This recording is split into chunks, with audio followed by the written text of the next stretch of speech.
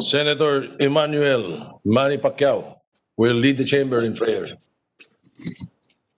Mr. President, let's pray.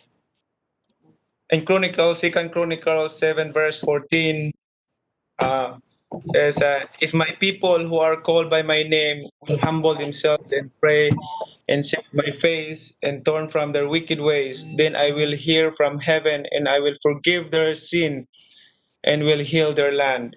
Let us pray.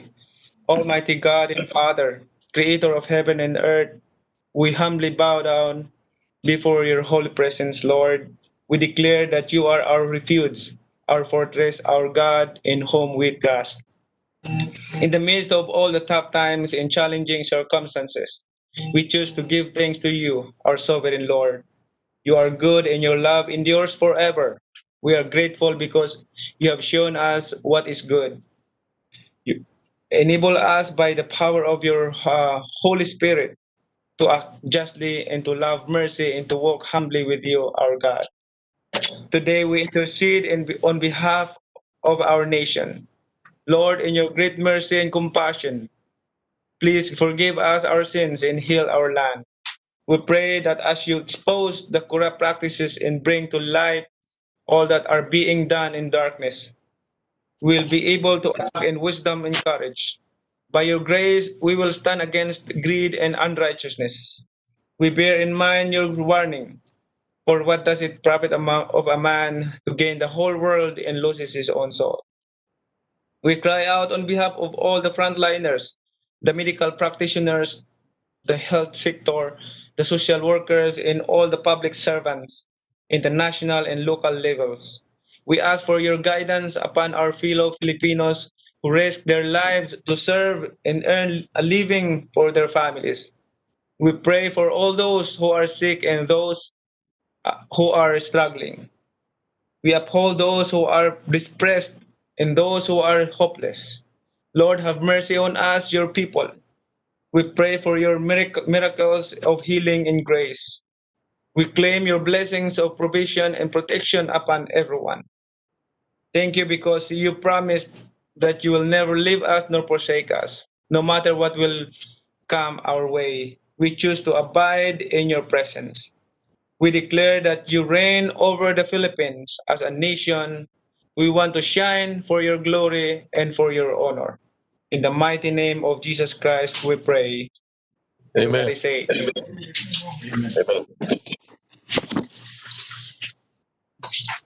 The Secretary will please call the roll.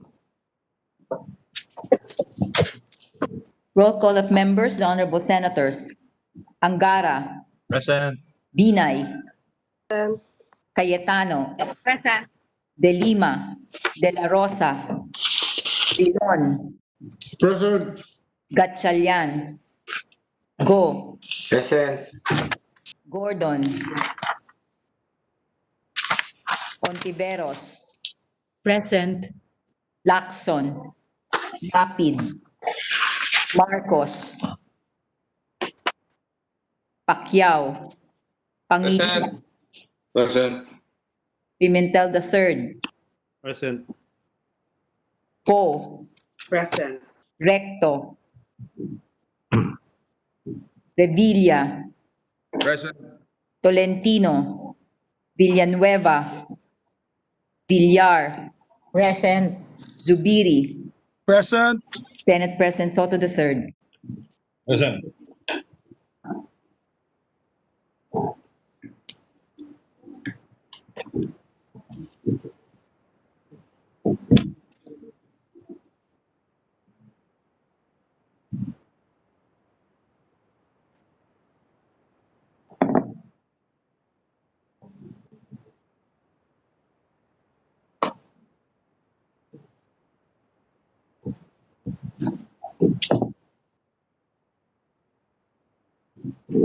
With 17 senators virtually present and 6 senators physically present, 2 Lakers, 2 Clippers, total of 23 senators, the chair declares the presence of a quorum.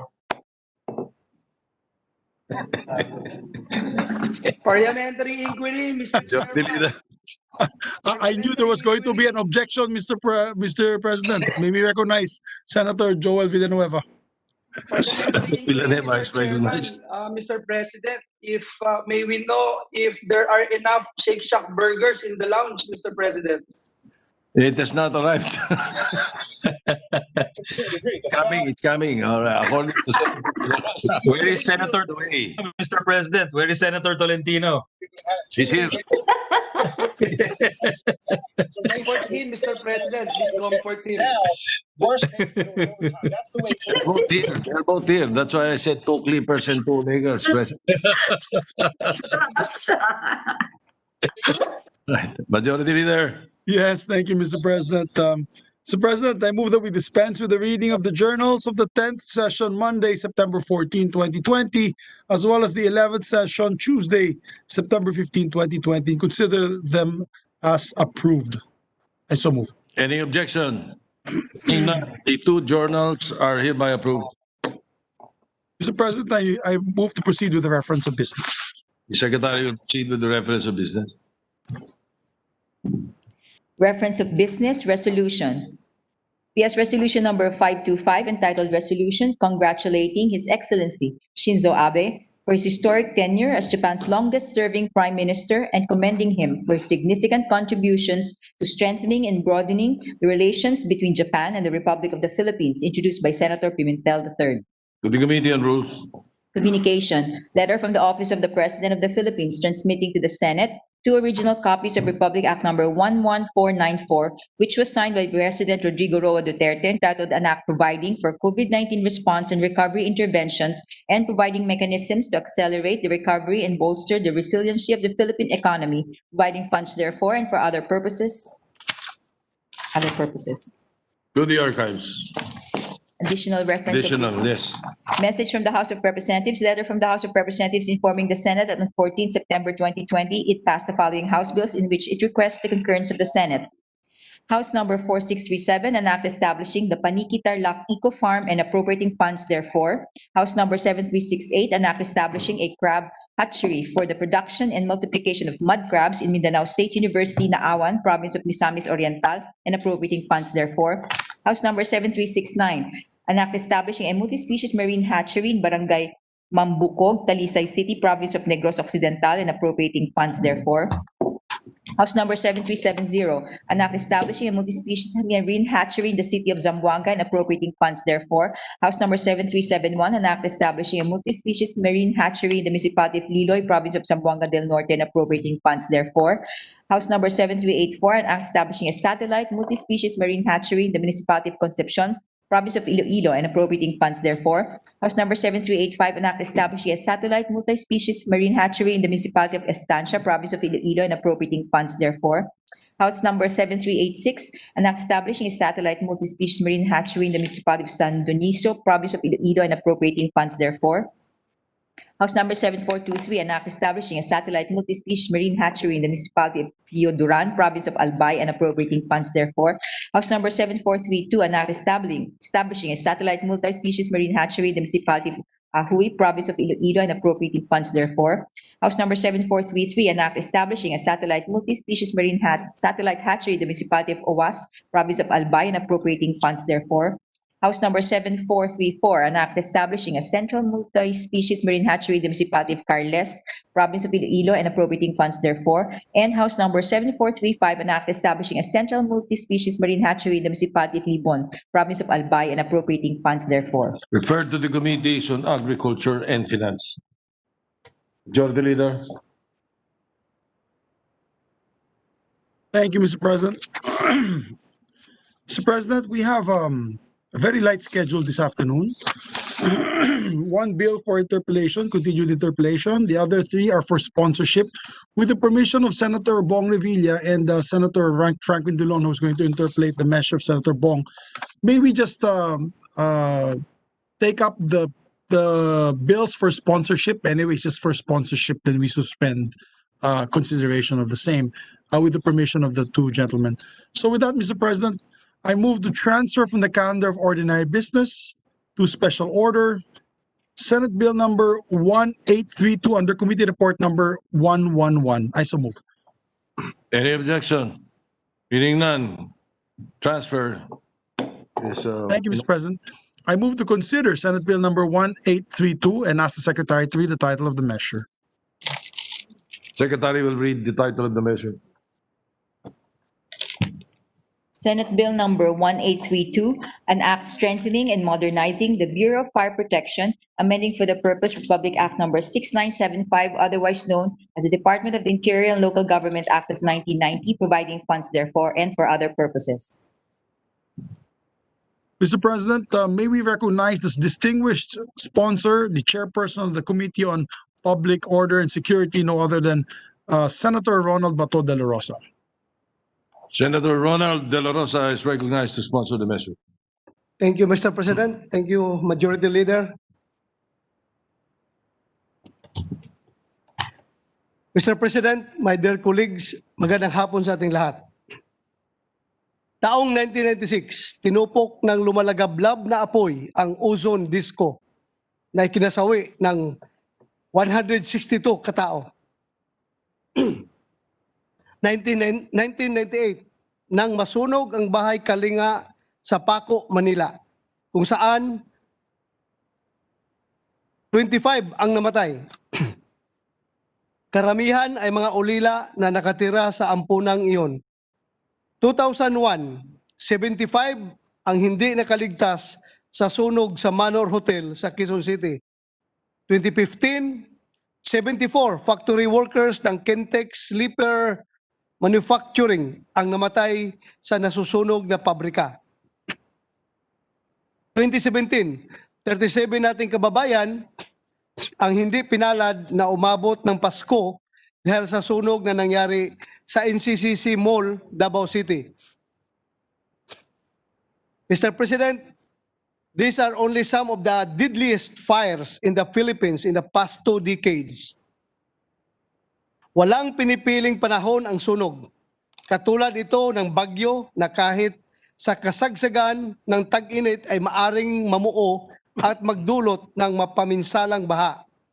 Recently, during the imposition of the community quarantine, fire razed the houses of around 800 families in Addition Hills, Mandaluyong City, one of the barangays with the highest number of COVID-19 cases in the city. Nakalulungkot na marami sa mga taga-barangay Addition Hills ang nawala ng tirahan sa gitna ng kinakaharap nating pandemya. Nakalulungkot din na isa lang ito sa mga ilan pang naganap na sunog sa bansa habang tayo ay nasa community quarantine. Mayroon nga tayong malimit na marinig, lalo na sa mga nakakatanda. Mas mabuti nang manakawan kaysa masunugan. Kaya naman, lagi nating sinisiguro na hindi magkakaroon ng sunog sa ating mga bahay. Kung magkakaroon man ng mga di inaasahang sunog, umaasa tayo sa gobyerno na masusugpo agad ito.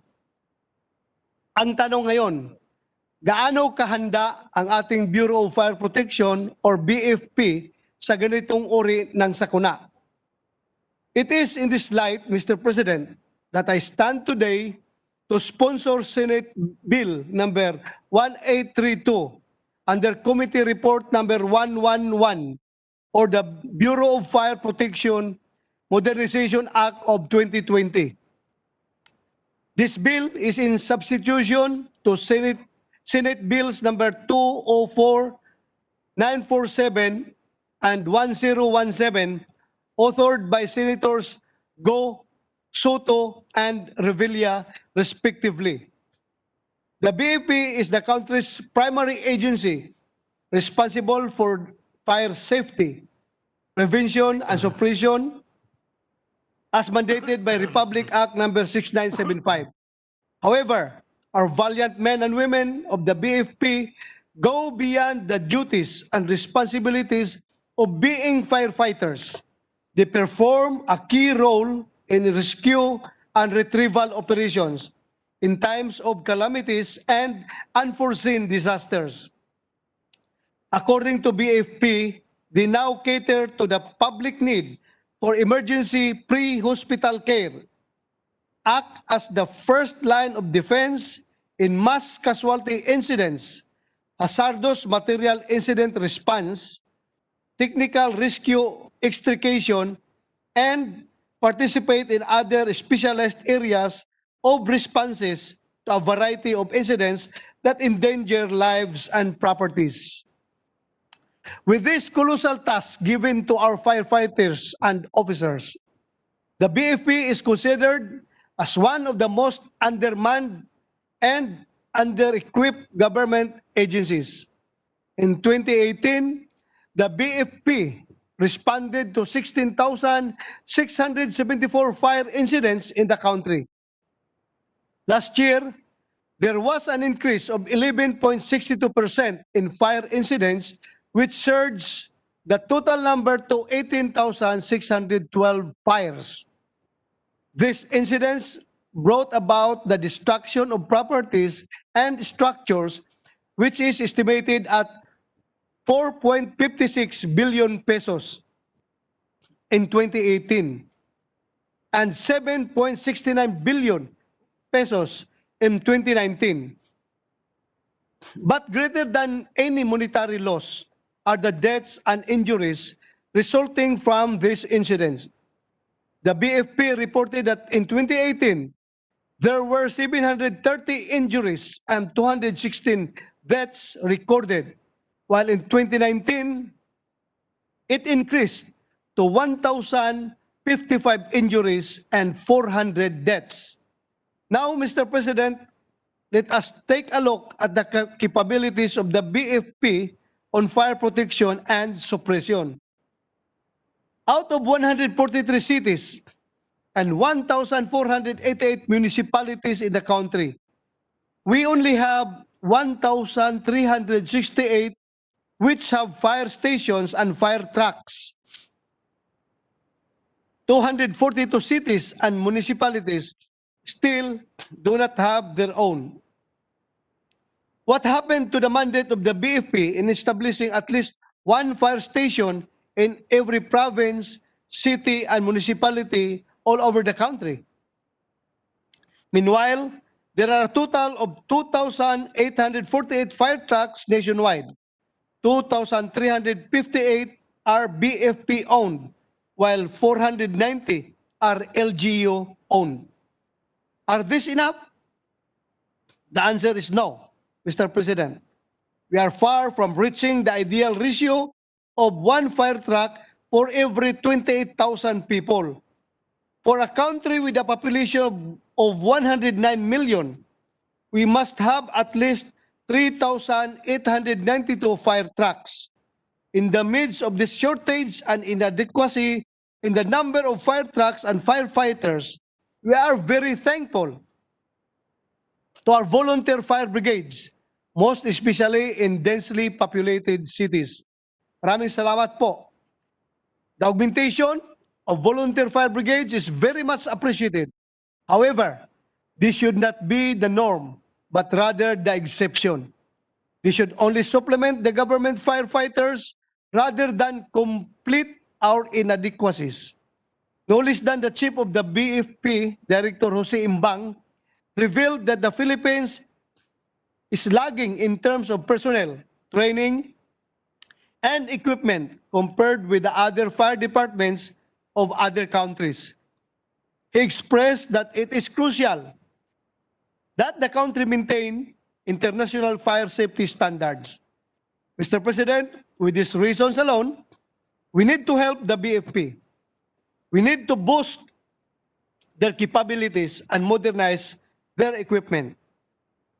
In line with this, your Senate Committee on Public Order and Dangerous Drugs includes the following on the committee version of the Bfp Modernization Bill. First, the powers and functions of the BFP will be expanded. Section 54, Chapter 4 of RA 6975 will be amended.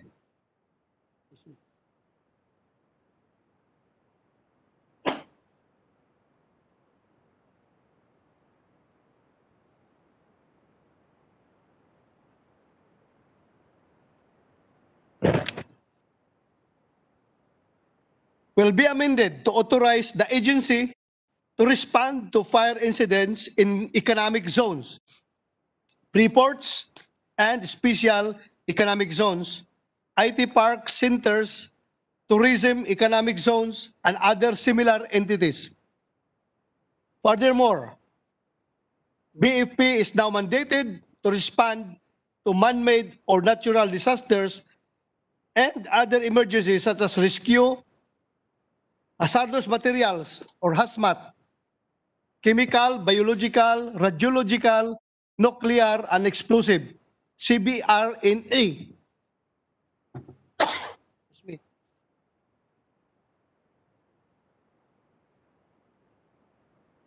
Materials and similar emergencies. To ensure public awareness, the BFP is required to conduct monthly fire prevention campaigns and information drives in coordination with the concerned local government units. Second, the bill specifies the establishment and the implementation of the Bfp Modernization Program, which shall be completed over a period of 3 years. The program shall include the following: establishment of fire protection service, which includes the institution of rescue hotlines in every city and town, envision of the organizational structure and staffing pattern of the Bureau. At present, there are a total of 405 civilian personnel and 27,968 uniformed personnel in the BFP. Currently, the proportion of fire trucks to fire officers is 1:10, compared to the ideal ratio of 1 fire truck is to 14 fire officers. Clearly, we need to increase the number of personnel in the Bureau to effectively respond to fire incidents. The existing fire protection equipment and services of the BFP will be upgraded and enhanced also in order to cope with the expanded functions. There will be an acquisition of additional fire trucks, fire boats, ambulances, rescue trucks, and other firefighting equipment. In like manner, there will be procurement of fire helicopters, fire zone response vehicles, trucks for forest firefighting, emergency medical hazardous materials or HAZMAT, as well as chemical, biological, radiological, nuclear, and explosive CBRNE materials for the establishment of the specialized fire protection services of the Bureau. And number 4, continue training for the BFP personnel and hiring of experts and consultants in order to accelerate their personal development. Lastly, the BFP is mandated under this measure to submit an annual report to Congress containing the priorities, schedules, phases, and status of implementation of the Bfp Modernization Program for the appropriate review and monitoring of its implementation. Mr. President, this legislative measure is one of the priority measures mentioned by President Duterte during his 5th State of the Nation address last 27 July 2020. This was the second SONA he asked the Congress to pass this legislation. Based on the reasons I mentioned, your Committee on Public Order and Dangerous Drugs agrees with President Duterte. There is a need to modernize our Fire Bureau to better save and protect the Filipino people. Mr. President, muli ko pong hinihiling ang inyong pagsuporta upang muling punuan ang kulang sa ating gobyerno. I urge the body to immediately pass this long overdue legislative measure to help the BFP in pursuing its mandate of promoting public safety by saving lives and protecting property in times of emergency. Maraming salamat po. Mr. President, next to sponsor, but before we recognize Senator Bongo to co-sponsor the measure, we'd like to recognize Senator Grace po, after which Senator Pacquiao, and then Senator Bongo to deliver his co-sponsorship speech. Senator Grace po is recognized. First of all, I'd like to thank Senator Bato for introducing this very crucial bill. Alam niyo, matagal na talagang napapabayaan ng Bureau of Fire Protection. Pag nagkakaroon ng sunog, talagang buwis buhay ang marami sa ating mga bumbero dahil wala silang protective unit, protective outfits, or in fact, hindi lamang yon, minsan kulang pa ng tubig para patayin o iapula ang apoy. So napaka-importante talaga nito. At isa pa, there's only a certain point of limitation that we can humanly possibly do unless we have the right equipment. Imagine even in our financial district, I don't think we really have the sufficient safety gear for our fire protectors. So I would like to thank Senator Bato, and I am supportive of this bill. And if I am not yet, I would like to ask to be co-sponsor of it. Thank you very much. Co-author. All right. Senator Manny Pacquiao, Mr. President, and afterwards, Senator yes. Manny Pacquiao is recognized. Mr. President, I would like to commend our colleague Senator Bato de la Rosa for sponsoring Senate Bill number 1832, which seeks to strengthen and modernize the Bureau of Fire Protection. It is high time to modernize the BFP. We need to equip the agency that we can protect lives and properties. We need enough budget for the acquisition of state-of-the-art fire prevention, fire suppression, emergency medical and rescue and service apparatus. Saludo ako sa ating mga firefighters at mga volunteers na lagi nagsasakripisyo sa kanilang buhay pagdating sa mga sakuna ng mga ganyan, pagdating sa mga sunog. Talagang yung iba namamatay pa. Kailangan din natin silang protektahan. Dahil mayroon din silang mga pamilya na may binubuhay nila at pinapangalagaan. But don't worry, help is coming your way. Saludo kami sa inyong lahat, mga frontliners, mga firefighters na laging nangunguna. For the record, I fully support this measure and I would want to be made co-author, Mr. President, of this measure. Thank you, Mr. President. Mr. President, thank you, Mr. President. Before we recognize other members lined up to co-sponsor is our resident Boy Sunog.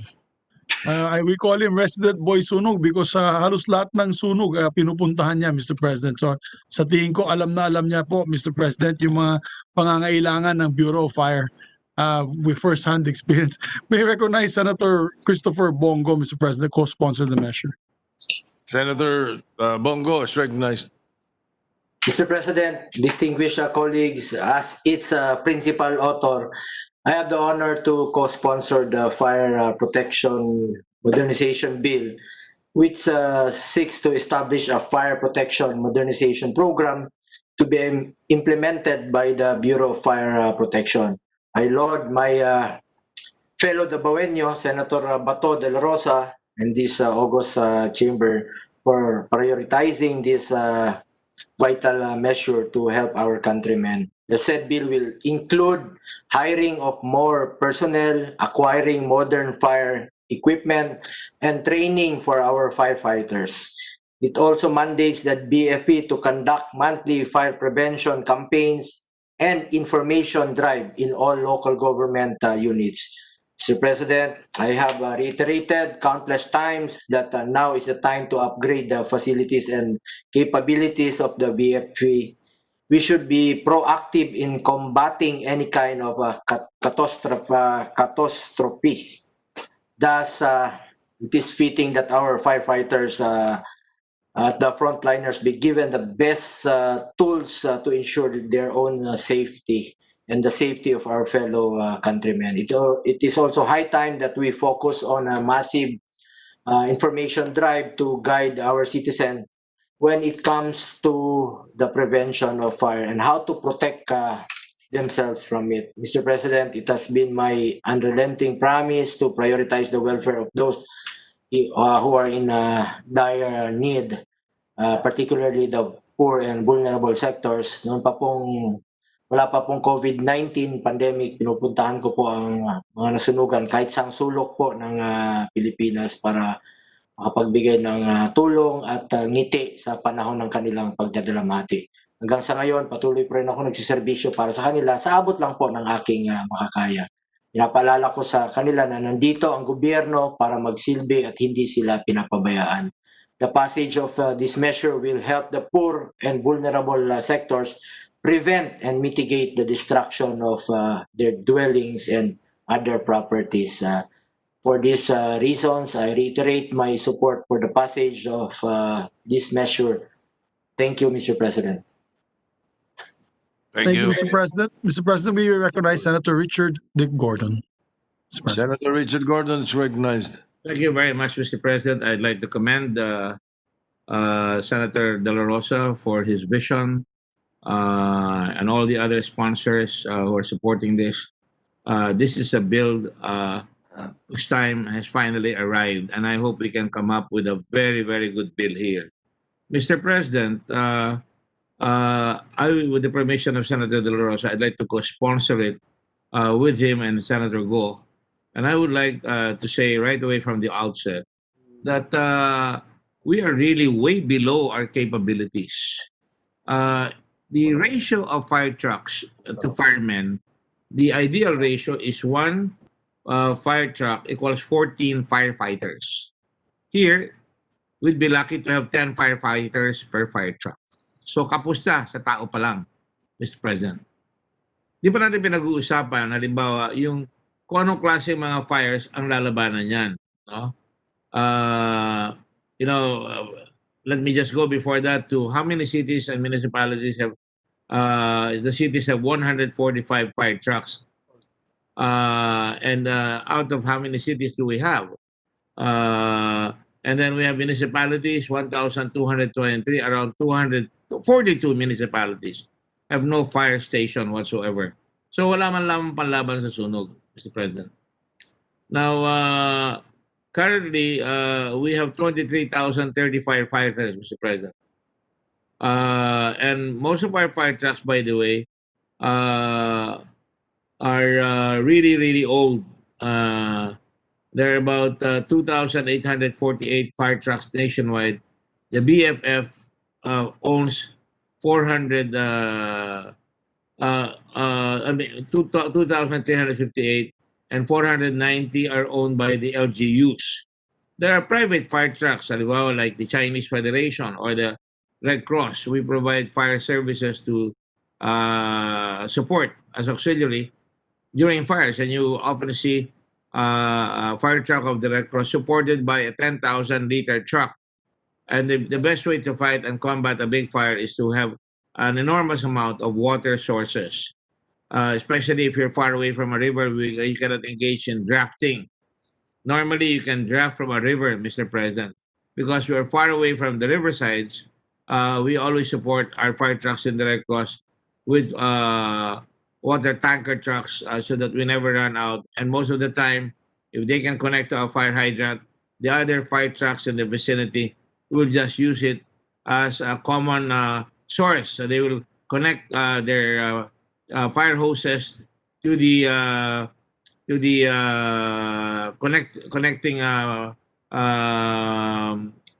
connecting equipment of the water tanker, and they will just go on and continue the fire for so long as their supply from the fire hydrant. Now, Mr. President, in other countries, there are volunteers. Even America doesn't have sufficient fire trucks. They have volunteer units, Mr. President. And you should see, because I've been there, let's say in Missouri, I remember the local firefighters, volunteers, they have a fire truck, they have a day job, and then At night, some will go there, and their fire trucks are really sputing. They're really shiny. They're really kept in a good order, and they practice all the time, Mr. President. I wonder how much budget we allocate for practicing for fires. Now, like I said, when you fight a fire, there are many kinds of classification of fires, Mr. President. Class A fire, for example, are easiest to put out. They're made of solid materials like wood. There are other classification involving flammable liquids like oil, alcohol, or gasoline. I remember we had to bring our fire trucks from Subic to fight a fire in Meralco when one of their tank terminals caught fire.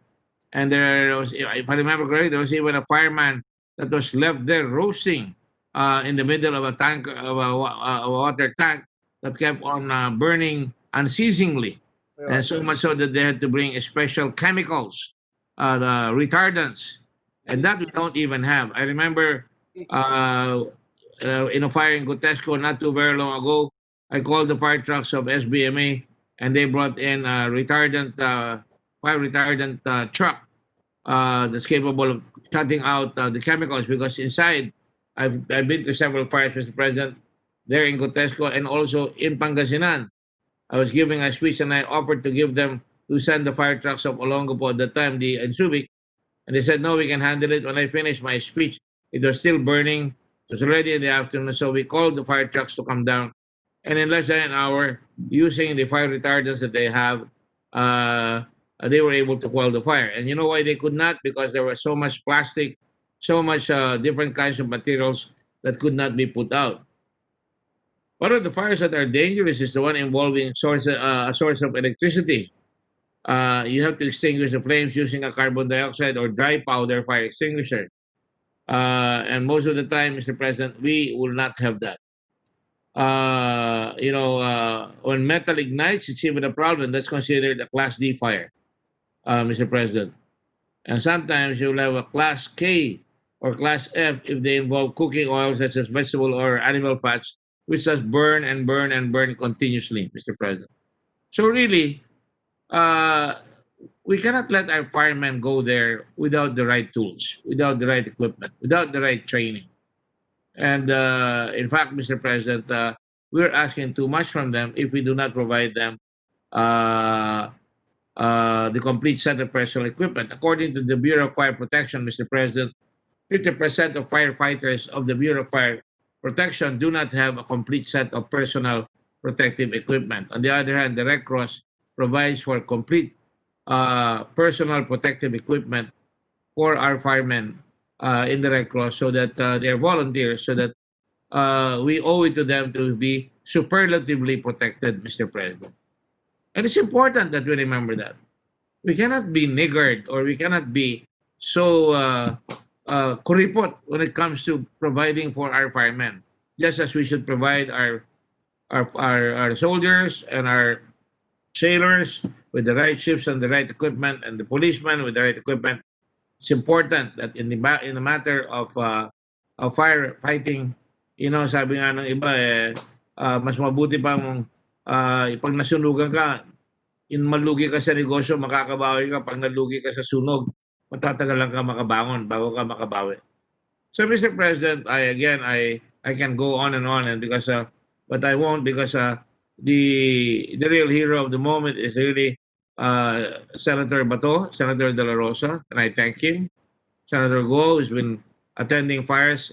Sometimes we even meet the Red Cross, and Senator Go meets during support for the fire victims, and that's important, Mr. President. But really, before we can even go to the victims, we should really arm our fire departments with the right equipment. And certainly, there is always a count between the fire station and the nearest fire, so that they should be able to go to that area where it's burning within a certain number of minutes. Otherwise, they would be useless. That is why they even have a TV program, Chicago Fire, Mr. President. It was very interesting to watch Chicago Fire because they have women firefighters, and you can see, if you look at the fires in California right now, a lot of volunteer firefighters, a lot of firemen. Some have even died in past fires, Mr. President. Have to fight that big fire. California right now is in darkness and color red. The skies are red. In fact, it goes all the way to other countries, Mr. President. Sometimes when there's a fire in Indonesia, it gets all the way up to here and even to Australia, Mr. President. So, yun, kompleto nga ang gamit niya. Meron pa silang mga truck, meron pa silang eroplano na lalagyan ng tubig and it will go to the fire scene and bomb it with water, Mr. President. We don't even have that. That's why the best prevention, the best way to stop a fire is by prevention. So if we have trained firemen, they can go around each of the businesses without selling, of course. Sometimes it's been done. Yung tinatawag nating firefighting equipment na binibenta nila. And I think that's illegal. But I think that's important is that we see the firefighter in a better light, training people how to fight fires, how to fight a burning oven, a burning steak pan when it burns. That is something that they should be teaching to make a positive impact in our country. So, Mr. President, to save lives, save property, it is our responsibility. It is our duty as legislators to give our people, the firemen, the right equipment. And again, my salute to all of us here who are thinking of our firemen because madalas, Mr. President, mayroon akong mga nakitang firemen na tumutulong biglang bumaksak yung wall. Patay po. Yan yung firefighter ng Chinese na natandaan ko a few years ago. Nasa tabi ng wall, biglang kumulaps yung wall, patay. At yung natira ay kailangan dali sa ospital naman napakatagal na panahon, lalo na kung sunog-sunog yung katawan. So, Mr. President, wala pa dyan yung airport fires, crashes, and we've been there. I remember one fire, and this is my last point. I remember one fire, Mr. President, at beside the airport. I will not name the hotel because I don't want to embarrass them. There was a hotel there. There was a gunman who came in and started shooting away at that hotel. I think you will remember that. And a little fire was caused. And when that fire happened, Mr. President, our firemen, our regular BFP could not get a lady that was caught there because the fire was blanketed by smoke, and it was the Red Cross firemen or fire volunteers that went in there.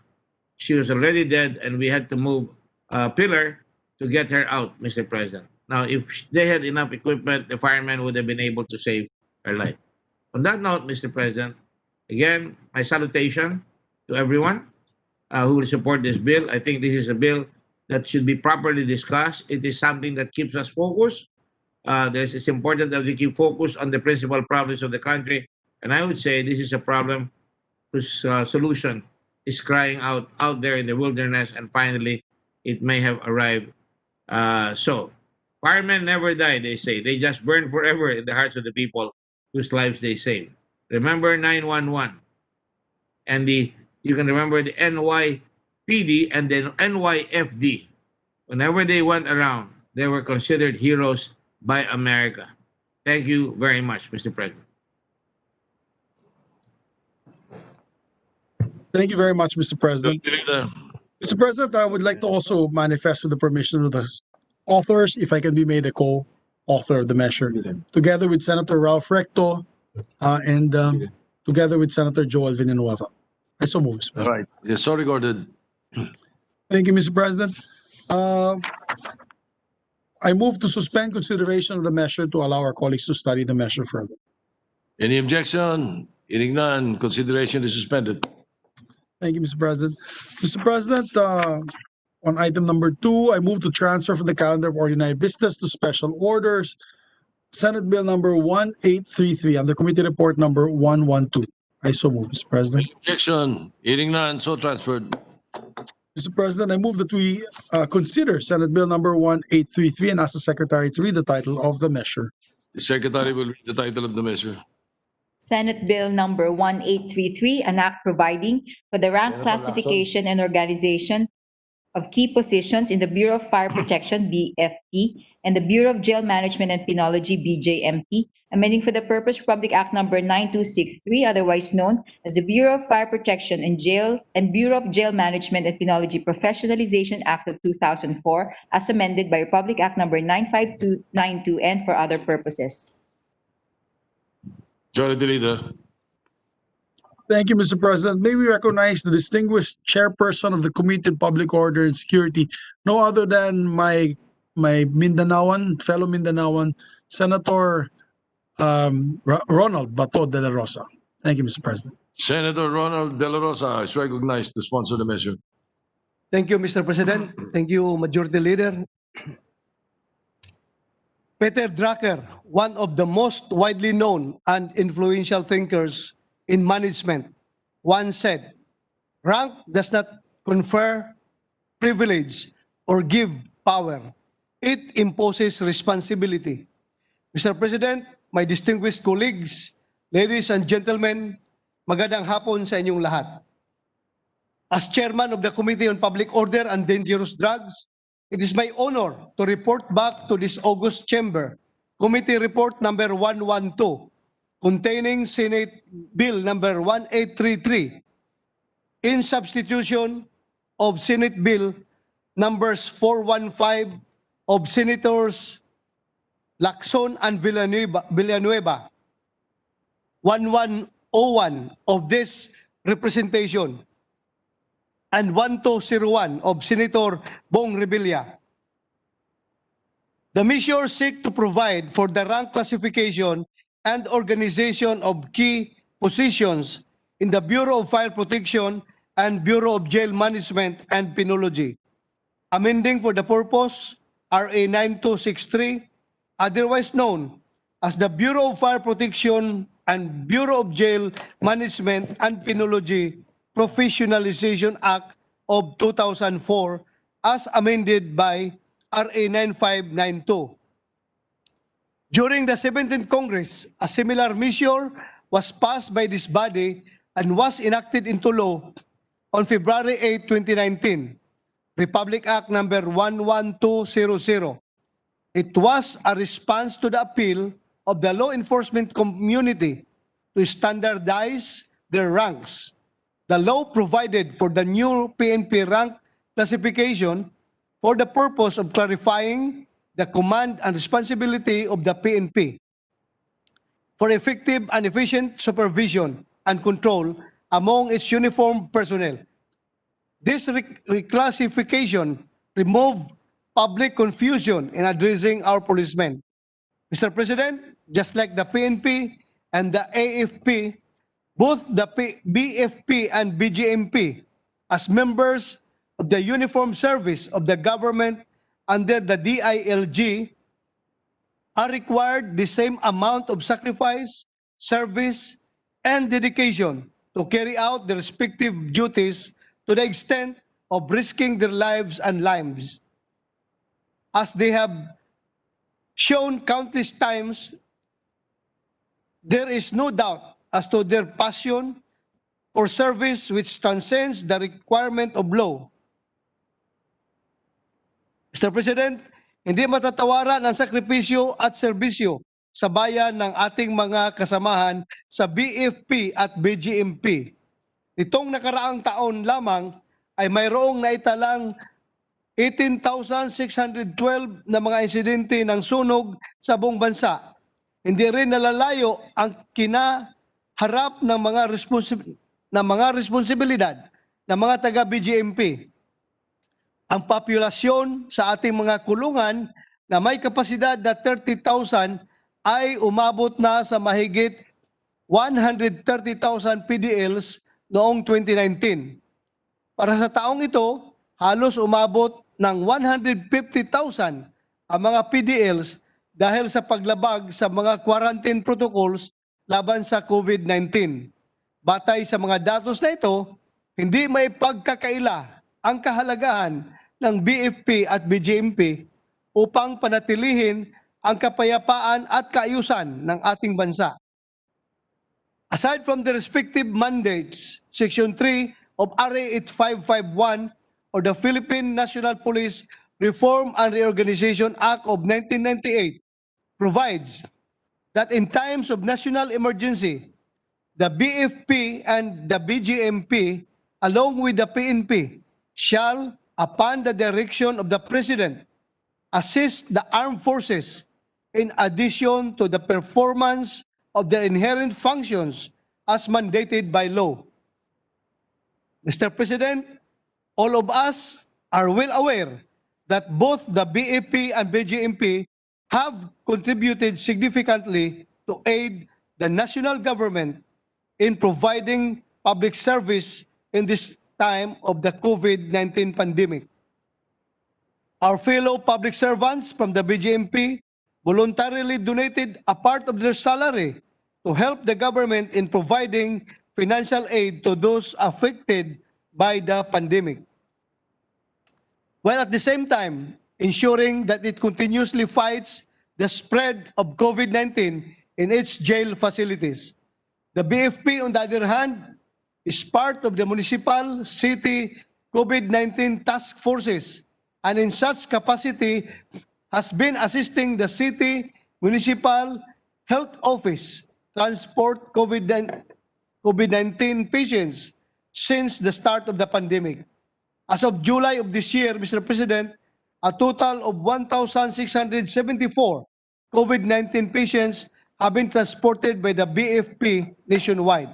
73.8% of the total BFP personnel have likewise been mobilized to different tasks as part of the DILG's efforts to defeat COVID-19.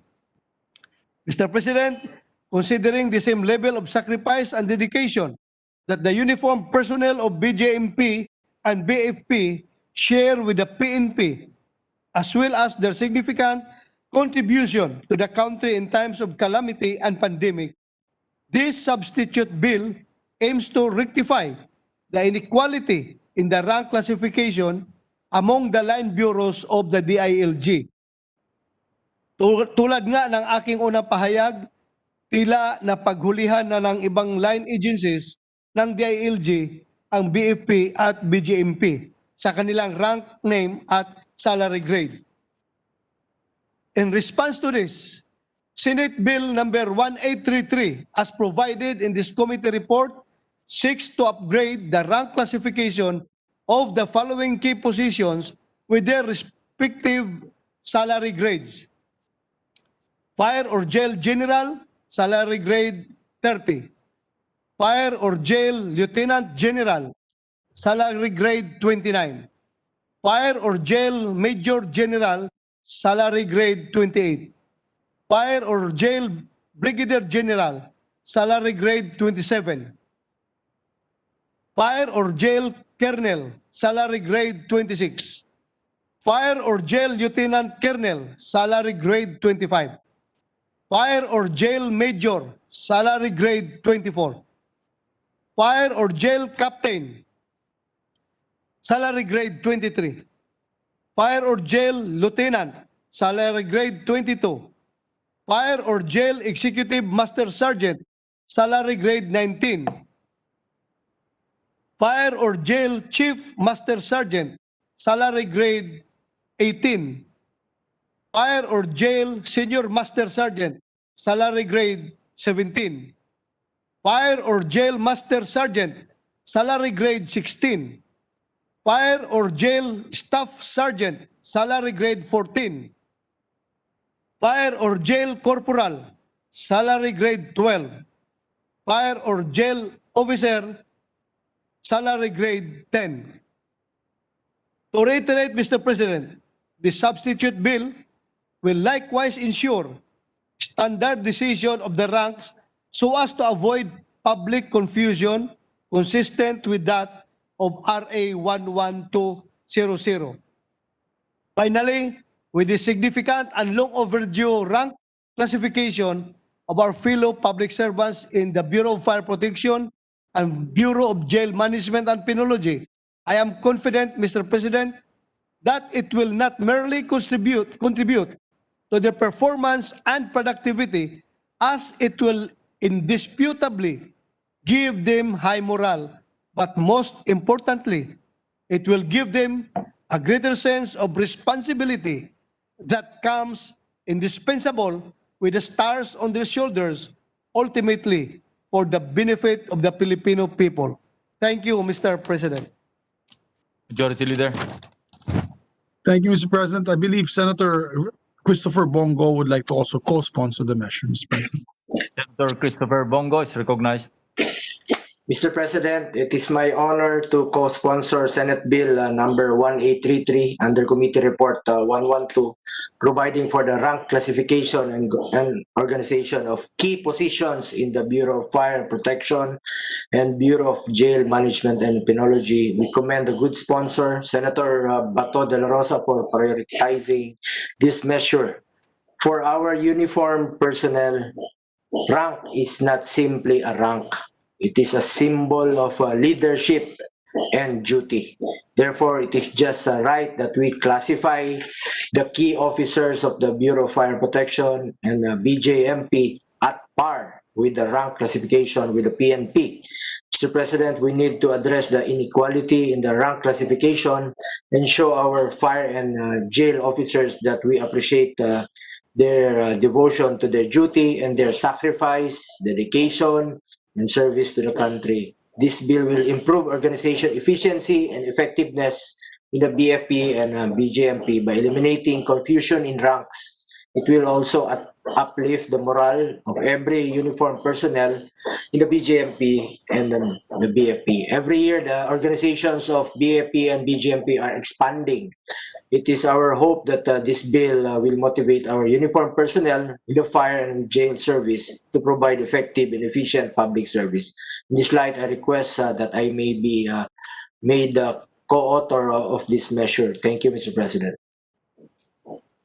Thank you, Senator Bongo. Majority Leader. Yes, Mr. President, with the permission also of Senator Bato de la Rosa, if I can be made a co-author and co-sponsor of the measure. The Majority Leader is made co-author of this measure. Thank you, Mr. President. Mr. President, may I recognize Senator Recto? Yes. Thank you, Mr. President. Thank you, Majority Leader. Mr. President, I would just like to manifest that I be made also a co-author of Senate Bill 1822, an act renaming Del Monte Avenue in Quezon City to Fernando Po Jr. Avenue. Thank you, Mr. President. Thank you, Majority Leader. Yes, with that manifestation, Senator Recto is made co-author of the bill filed by Senator Lapid. Thank you. Thank you, Mr. President. There's one more measure for sponsorship. May I beg the indulgence and ask a favor to our good Senate presiding officer, if they can ask Senator Gatchalian if he will sponsor the measure, as I think he's on the floor. Consideration, Jamie. Andyan. Paki-check nga. Wait, I was told by the staff, Mr. President, that they will not sponsor it today, Mr. President. Therefore, I move, Mr. President, to suspend consideration. My apologies. I move to suspend consideration of Senate Bill number 1833. So move. Is there an objection? Hearing none, so suspended. Mr. Thank you, Mr. President. May we recognize Senator Grace Poe, Mr. President. Senator Mr. Bispo is President. recognized. I'd like to thank Senator Recto for asking to be co-sponsor of the FPJ Avenue, co-author, I'm sorry, again. Thank you for that. I am very grateful, especially because I have so much respect and admiration for the House of Recto. So that means a lot to me. Thank you very much. Thank you, Mr. Senator Grace President. Poe. Thank you, Mr. President. Mr. President, I move to resume consideration, if Senator Revilla is ready, I move to resume consideration of Senate Bill number 1092 under Committee Report number 14. I so move, sir. Senator Sherwin.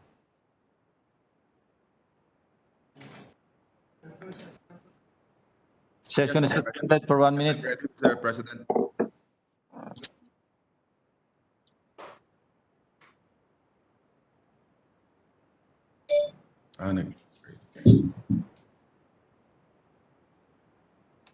Yung for interpellation niya. Yung 1092.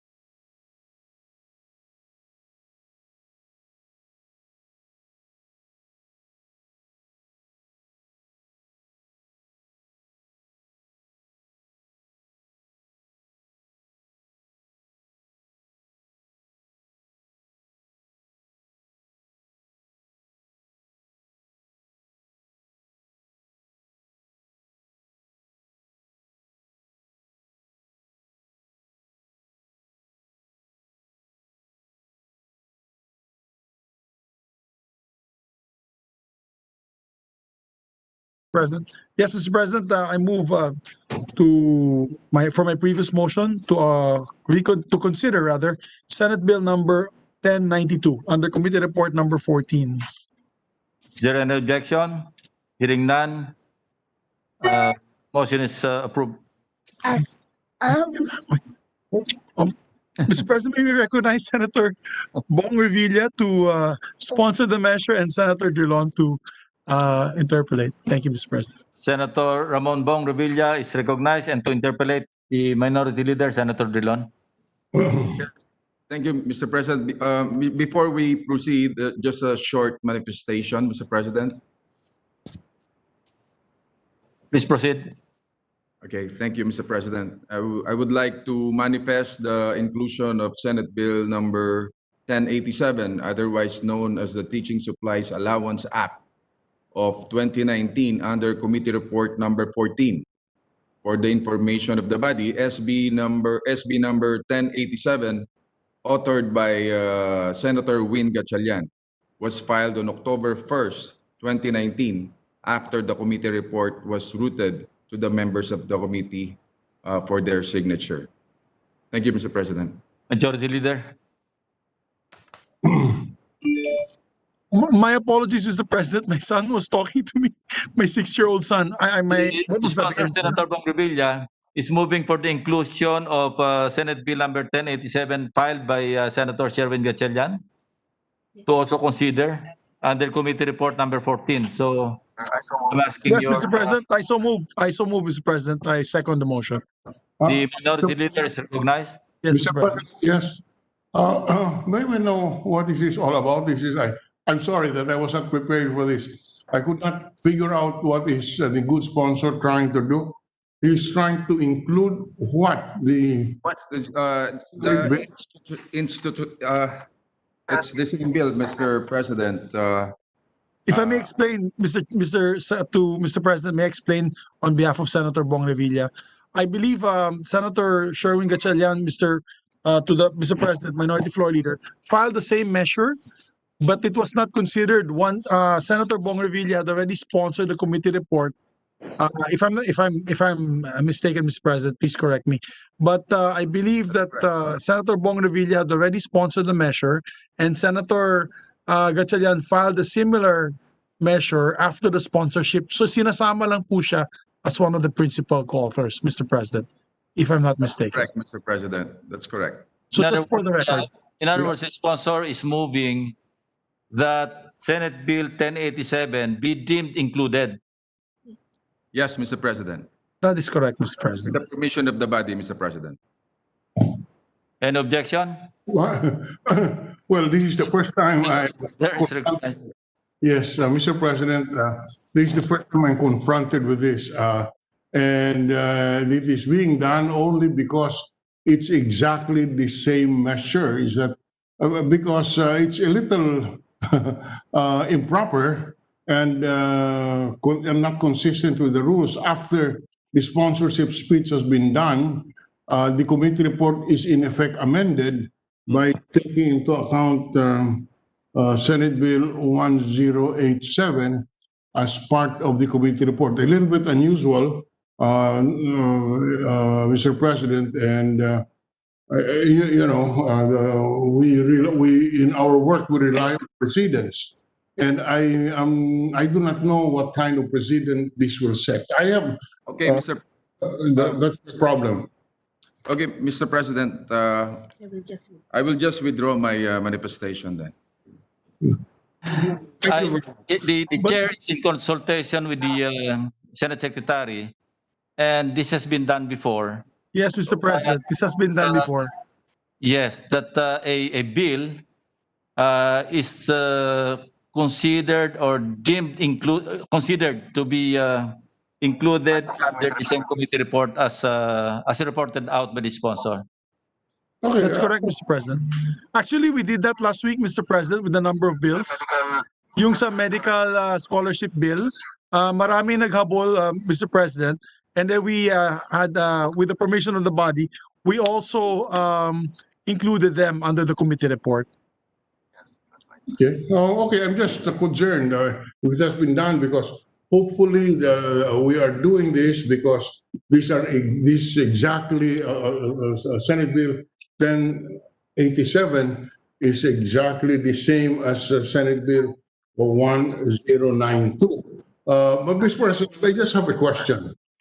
The Gatchalian bill has a lower docket number, 1087, as against the bill being sponsored now, Senate Bill 1092. May I inquire from the Secretariat, what is our rule? Where two bills are of the same subject, is it not that the lower numbered bill is the one reported out because it is filed earlier? Actually, that's a question also in my mind, Mr. President. Maybe we can ask the Secretary. According to my staff, the Secretariat now did not, was not able to consider. Hindi nila naisama sa committee report. I do not know whose mistake was that, Mr. President. Usually it should be referred. Not only that, Mr. President, but when you report out a Senate bill of the same subject, the Senate bill with the lower number should be the one reported out. Otherwise, there can be a lot of disappointments if the chairman of the committee is given the authority to pick out which bill to report out. That is why we have that rule. It's a rule based on the one earlier filed is the one reported out. I'm just raising that question because, you know, in the future, Mr. President, I know that this is not the intention of the good sponsor. I'm just pointing out the effect of what we're doing. In the future, if Senator A will pick out... Senate Bill 42, di ba? Sorry? Yes, sir. Anyway, Senator Drilon, we can defer action on this issue. Anyway, the sponsor has moved earlier to withdraw his motion. Yes, Mr. President. He withdrew his motion, so it's moot and academic at this point in time. No. But I also noticed that the bill that he wanted to adopt into his committee report has a lower docket number than the bill being reported out. So technically, that should be the working bill, Mr. President, working bill number. Can we recognize Senator Kiko Pangilinan? Yeah, and then after Senator Recto. After Senator Recto, yes. Yes, with the permission of the other gentleman. I concur with the observations of Senator Drilon, and if it was precisely done last week, then we really have to thresh this out and clarify this because this should not be done regularly, or it should not be done at all. Mr. President, the practice is the lowest docket number would be the principal author. The one who first filed the measure would be, in our practice and our rules, would be the principal author of the measure. And therefore, there's a danger here wherein the first one to file will no longer be the principal author because the chairman of the committee chooses a higher docketed bill as the bill that is to be reported out. The practice, Mr. President, is that all bills are consolidated, and the lowest docketed bill is the first to be reported out, together with the succeeding bills of similar nature in chronological order as they have been submitted. And that should be the practice, and that should be observed in order to avoid what the minority leader earlier mentioned as a possible conflict, Mr. President.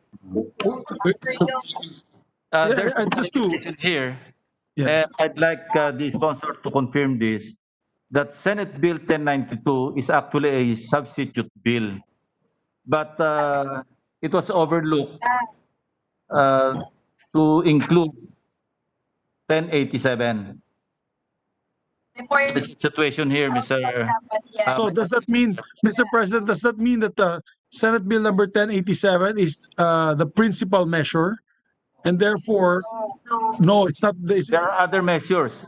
Okay, It maybe is ask Senator Ralph Recto. substitution of Senate Bills number 42, 75, Okay, there you go. 957, and they forgot to include 1087. It should have been read as in substitution of Senate Bill numbers 42, 75, 957, and 1087. So, Mr. President, whose oversight was that? Who the lapse was with the secretariat? Person. Okay, with the committee, Mr. President. I think it's an oversight of the committee secretary. Okay, Mr. President. On the issues, yes, last week, Mr. President, on the medical, if I'm not mistaken, the medical bill, medical scholarship bill, if I'm not mistaken, the committee report came out already and others filed after, and it was incorporated as a part of the considered as part of the committee report with the permission of the body. In this case, yes, I was also surprised to hear that the number that was being considered was lower than the actual committee report that was being reported out. So I guess with that explanation, Mr. President, I hope that satisfies our minority floor leader, Mr. President. May we recognize Senator Recto who wanted to speak earlier? Yeah, thank you, Mr. President. Mr. President, I just wanted to echo what you said earlier because I'm also knowledgeable about the process of this bill as the principal author who filed Senate Bill number 42. Okay. And as you mentioned earlier, I just reiterate as well, na nagkaligtaan lang palagay ko ng committee to consider the bill of Senator Gatchalian. And that is why the sponsor now is saying, and it's a simple bill, and that's why the sponsor is saying that they did consider the proposal also of Senator Gatchalian during the discussions, even without hearing the bill itself, Mr. President. I just wanted to add that. Thank you very much. Minority Leader? Yes, Mr. President, now we are clarified that the earliest bill that was filed, Senate Bill number 42, is the one that is considered together with all the other bills, that are similar bills that were filed, including now Senate Bill number 1087. And Senate Bill number 1092 is a substitute bill, which is the result of the consolidation. So the earliest bill is the lead bill, so to say, authored by the President Pro Tempore, Senate Bill number 42. So that that maintains our rule and our tradition that the lead legislation is the lowest numbered. Thank you, Mr. President, for the clarification. Senator Panglian is recognized. Yes, thank you, Mr. President. Mr. President, well, one concern would be that if we allow in the future bills that have not been heard by the committee to be inserted after a sponsorship of the committee of the report, then what is to stop anyone from including a bill and claim that anyway this bill is similar to what has been heard and therefore isama na lang after the committee report has been sponsored? Medyo delikado po yan. That will create havoc in terms of our committee system, Mr. President, and therefore it should be avoided at all costs as a violation of our practices and our precedents and our rules, Mr. President. The Mr. gentleman President. from Pampanga has a point. Majority. Mr. President. Yeah, we'll take note of that, Mr. President. Senate Bill 1087 was filed 2 hours after the committee report was sponsored. 2 hours That's before. That's exactly what happened, Mr. President. Then, Mr. Yes. President, So, just reiterate my my withdrawal, no, of my. it has been withdrawn. So, can we now proceed? I'm sorry, Mr. President, but it's not my fault. Alam mo, Mr. President, mahirap pa Senator Bong Revilla mag-withdraw. Gusto niya palagi. Mr. President, yes, we'll take note. We will take note of the manifestation of the gentleman from Pampanga and the minority floor leader. We take note of that, and we'd like to again reiterate to the Secretariat to remind the committee secretariats, no, the committee secretaries to be very alert when it comes to these particular issues. It could be a lapse on their part, but of course the Secretariat, as before we report it out, should do a double check on this, Mr. President.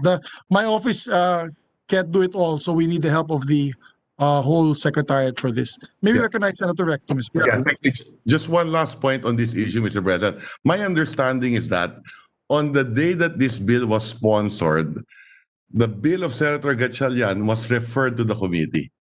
Kaya walang may kasalanan, Mr. President. Sabay eh. Go out before. Just to put that on the record. So in defense of the Secretariat and in defense of our sponsor, it all happened on the same day, Mr. President. Thank you. What happens kasi for practical reasons, Mr. President, when there is a very important measure on the floor, we can't help it. Our colleagues, the staff of our colleagues, sometimes make decisions for them to file as well. So nangyayari, nasa plenaryo na, then they file so that they may be made co-author. But in actuality, Mr. President, a mere manifestation on the floor to be made co-author is possible. So we don't really need to file a late hour the same measure. Like what we did today, I co-authored two measures that I have no bill filed with the committee. But on the floor, we can be made co-authors. So maybe that's a possible solution to the staff and our colleagues later on, Mr. President. That's a brilliant solution, Mr. Majority Leader. It should just be manifested that Senator Gatchalian is a co-author of this measure rather than include the Senate Bill rather than include Senate Bill 1087 in the committee report after the committee report was sponsored. That's not a correct procedure. So Yes, if it was, I agree, Mr. President. it should have been referred to the Committee on Rules. Yes. So with that, Mr. President, to make life easier for our distinguished colleague from Valenzuela, I move, Mr. President, that Senator Gatchalian be made co-author of this measure. That's the simplest way, Mr. President. Okay, so Senator Gatchalian is made co-author of Yes, Mr. President. Senate Bill 1092. Yes, Mr. President. Thank you very much. So may we resume the interpellation, Mr. President. May we recognize Senator Bong Revilla and to interpellate a distinguished minority floor leader, Senator Franklin Drilon. Senator Villa is recognized and to interpellate Senator Drilon. Thank you very much, Mr. President. After that preliminary discussion, may we ask our good sponsor to yield the floor to a few questions. My honor, Mr. President, my privilege. Firstly, Mr. President, we want to spread into the record that we are supportive of any measure that will help our teachers, especially at this difficult time when everyone is trying to adjust to circumstances brought about by the pandemic. But given precisely the pandemic, we want to know how is it possible to recalibrate this bill in order to adjust to the needs that we have today. And we're saying that because this bill is supposed to increase the teaching supplies allowance from 3,000 to 5,000 for those teachers who are engaged in actual classroom teaching. In other words, those non-teaching personnel are not entitled to this. Under Section 5 of the bill, the increase is funded out of the current appropriations of the DepEd for teaching supplies allowance at 2,500, and 2,500 shall be charged against the available funds and or savings of the DepEd, and thereafter the Secretary of Education is mandated to conduct a periodic review of the teaching supplies allowance. So upon the effectivity of the bill, my understanding is that 5,000, the present 3,000 will be increased to 5,000, and it will be sourced, 50% will be sourced from the current appropriations of the department, and the other half will be from savings. Is that correct, sir? Mr. President, actually, 3,500 is already included sa ating pong GAA. So, in addition, ang idadagdag po natin is about 1,500 pesos. That's what I thought, and therefore the 2005 must be corrected. Is 3005. It causes some confusion. Yes, But yes. you're saying that the other 1,005 should be charged against savings of the DepEd. That's correct, Mr. President. Actually, kung tutusin po natin, maliit po talaga yung 1,500.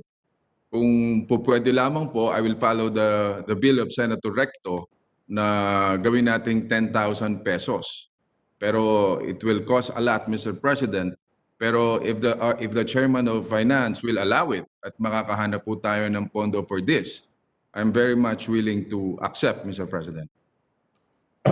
Mr. President, yes, that is that's a matter which would have to be discussed with our Committee on Finance. But the bill seeks to institutionalize the grant of the chalk allowance. Is that correct? That's correct, Mr. President. Do we understand it that it is being made that the executive department, particularly the president, is being directed to increase the allowance from 3,005 to 5,000? Yes, Mr. President. You will appreciate, Mr. President, that this involves a budgetary allocation to fully implement the measure. Yes, Mr. President. And if the budget does not include this, does the president violate the law? In other words, we are trying to pass a measure here, a substantial measure to increase 3,005 to 5,000 as a Addition to the chalk. But we all realize that to do this, it must be appropriated in the General Appropriations Act. Is that correct, sir? Yes, Mr. President. Ang nakalagay lang po sa ating General Appropriation Act is only 3,500. That's why we want to institutionalize ito pong pagpasa ng batas na ito para hindi po nila basa-basa pwedeng tanggalin at walang agam-agam po sa ating mga teachers na maaaring mawala itong pondo na ito. Sang-ayon po ako dyan, Mr. President, that dapat, ang problema ko lang, since this is an appropriation measure, and there is need for an appropriation, what if the president does not include this in the National Expenditure Program? Kaya po natin pinipilit pong maipasa itong panukalang batas na ito to institutionalize para maisabatas po natin at maobligang sumunod po ang ehekutibo na ibigay itong pondo na ito, Mr. President. Sang-ayon po kami dyan, Mr. President. Ang hindi ko lang masagot sa sarili ko, kung ito po'y kailangan ng appropriations at budget at ang National Expenditure Program na sinusumiti ng Pangulo ay hindi po kasama ang 1,005 na dagdag. Ito ba'y labag sa batas? With the permission of the two gentlemen, because I'm quite familiar with the chalk allowance, I have amended or augmented the chalk allowance, and it's now at 3,500 peso level under the 2020 GAA. Before that, I think it was 2,000 or 2,005. So it is a permanent feature in the yearly General Appropriations Act, Mr. Sponsor.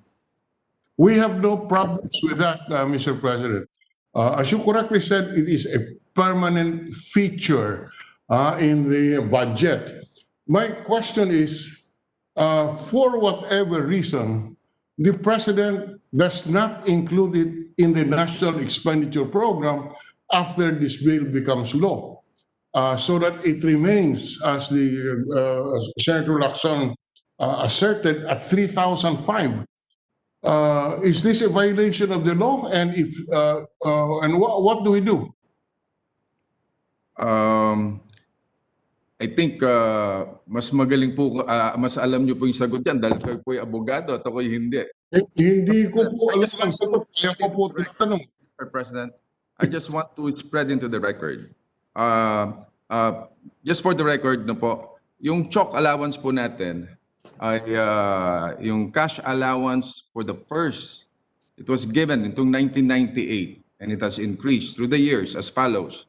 100 pesos noong 1998, 200 pesos noong 1989 to 1992, 300 pesos noong 1993 to 2007, 500 noong 2008, 700 noong 2009 to 2011, 1,000 from 2012 to 2014, 1,500 noong 2015 to 2016, 2,500 noong 2017, at 3,500 po, 3,500 noong 2018 to 2020. So yun po ang, kumbaga ito po yung... Tama po yan. At yan po lahat na mga sinasabi nating pagdagdag sa teacher's allowance, yun po ay nakalagay sa ating budget. At sinumiti yan kasama sa National Expenditure Program. Ang tanong ko po, kung hindi isasama, ipasa natin po itong batas na ito, at ang budget na sinusubiti ng Pangulo ay 3,500 pesos pa rin na monthly allowance. Ano po ang mangyayari? If we pass into law, Mr. President. Sorry? It is? If we pass this into law, it will be effective next year, and 3.5 lang po ang nakalagay sa NEP 2021. Pwede po sa savings natin kunin ng additional funds, Mr. President. Yung sinasabi po natin illegal, kung halimbawa hindi binigay ng presidente, I don't think the president will do that, Mr. President. Kung ito po ipinasa na natin sa ating sa Kongreso. Yes, I fully agree that hindi po na dapat ibigay po ito. But if you agree that this needs an appropriation, as I said, I have no problems with this. Ang problema ko lang kung yan po ay hindi isasama sa budget ang increase. Or sasabihin mo, nasa savings, kung hindi po i-realign ang savings. Okay, Mr. President, maybe the best person who can answer this is our committee chairman on finance. Dahil kung may pondo po tayo para dito for next year, wala po tayong problema dito sa aspeto na to. Kung nandun sa budget. Correct, Mr. President. Kung wala sa budget, may problema po tayo. There is available funds naman for this. As long na wag masyado daw malaki. Katulad nito, from 3,500, we will increase it to 5,000. So additional 1,500 pesos, Mr. President. Hindi po yung amount ang pinag-uusapan natin kung hindi yung kapangyarihan, yung pagpapatupad ng batas. Dahilan sa kung wala pong appropriation, sa aking basa lang, in my view, you cannot implement this law if it is not, if the additional fund is not included in the budget. How do we propose to pay the additional 1,005, which our teachers deserve, if it is not in the budget? And and the budget is crafted by the president. Well, Mr. President, nasa NEP po noong 2021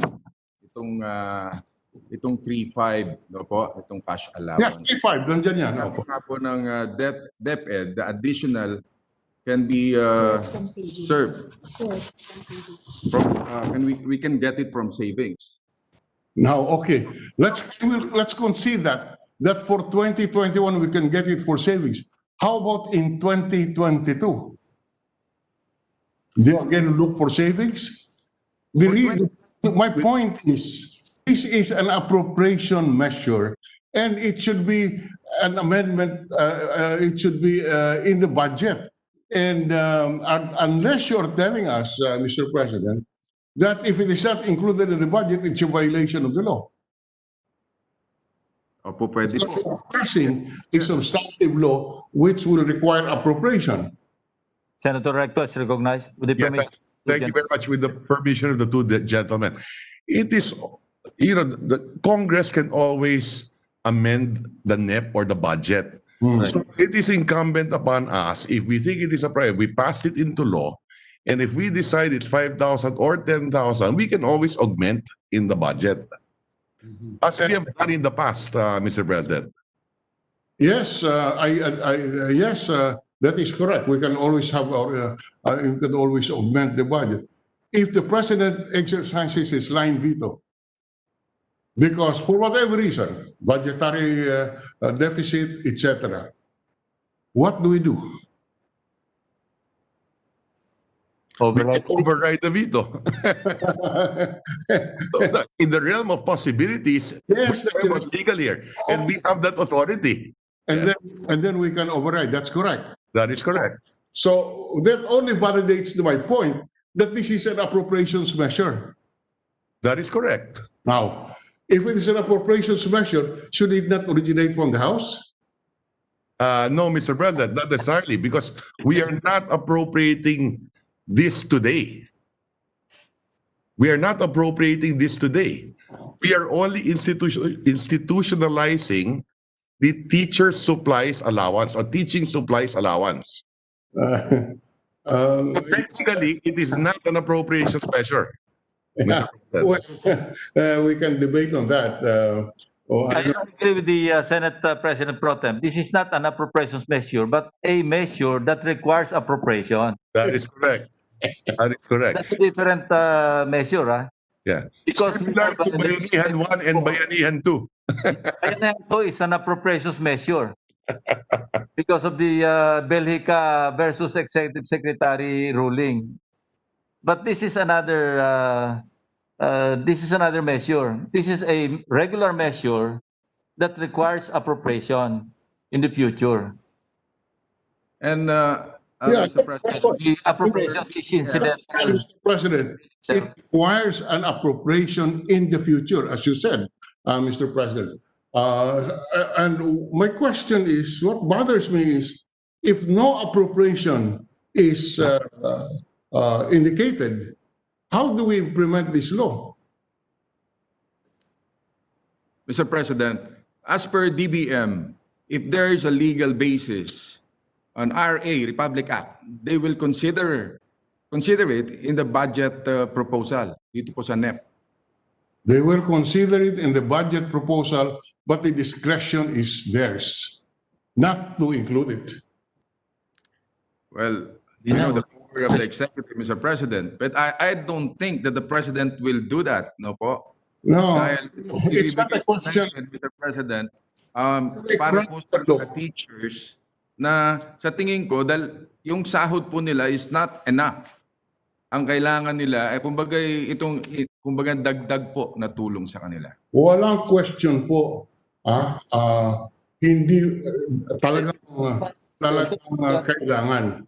Ang aking lang sinasabi, if we pass the law, we must remove that discretion on the part of the president or of the lawmakers of not allowing an appropriation on this measure, because this is a very, very valid need, and therefore it should be included in the budget. And there is no question in my mind of the need, but my question is, this might lead to frustrations of our teachers, because unless it is in the National Expenditure Program, then it may be an unfunded measure and will lead to frustration. That is what I am placing on the record. And as I said, I support this measure. I am just trying to make sure that it is implemented, because if not, then we will have problems. And the implementation should not depend on the discretion of whomsoever. So that we must compel by law the behavior of the concerned government officials by compelling them to place it by compelling them to do and to act according to what the law requires them to do. The problem here, in your measure, with all due respect, is that it requires the exercise of discretion in that there must be an appropriation in the General Appropriations Act. I will cite to you another example, Mr. President. The sin tax law. The sin tax law, the proceeds are supposed to go to the health sector. But the proceeds it is not 100% that is appropriated, and therefore that has resulted in frustration on the part of many of our people, because, for example, we are collecting about 150 billion in sin taxes. How much is allocated to PhilHealth? 71 billion. And yet nobody can question it because that is the appropriation. You know, that's why I want to demonstrate that that is the situation. And as I said, I have no question. There is no question I'm supporting this bill. What I'm just pointing out in this debate is that this may frustrate our teachers because the budget may not provide for this. Of course, that is a political decision of the president, and he may not. It may not serve his political standing. But nevertheless, if he does not include the additional 1,005, he violates no law because the appropriation is at his discretion. But on the other hand, it can cause frustration.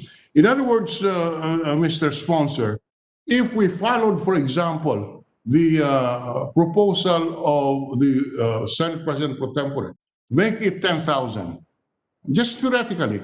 Suppose we make it 10,000, and the budget only provides for 5,000. Is there a violation of the law?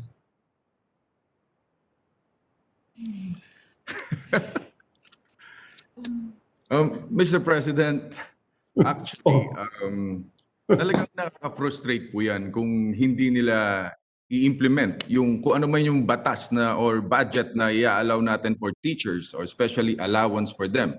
Like chalk allowance, kung ano man itong batas nating pinapasa. If we pass this into law, Mr. President, I'm very sure that the executive, ito po, ibabudgetan po nila. Okay. Po sa Senado ang budget, so we can always check and we can make sure that the cash allowance is budgeted or funded. No po?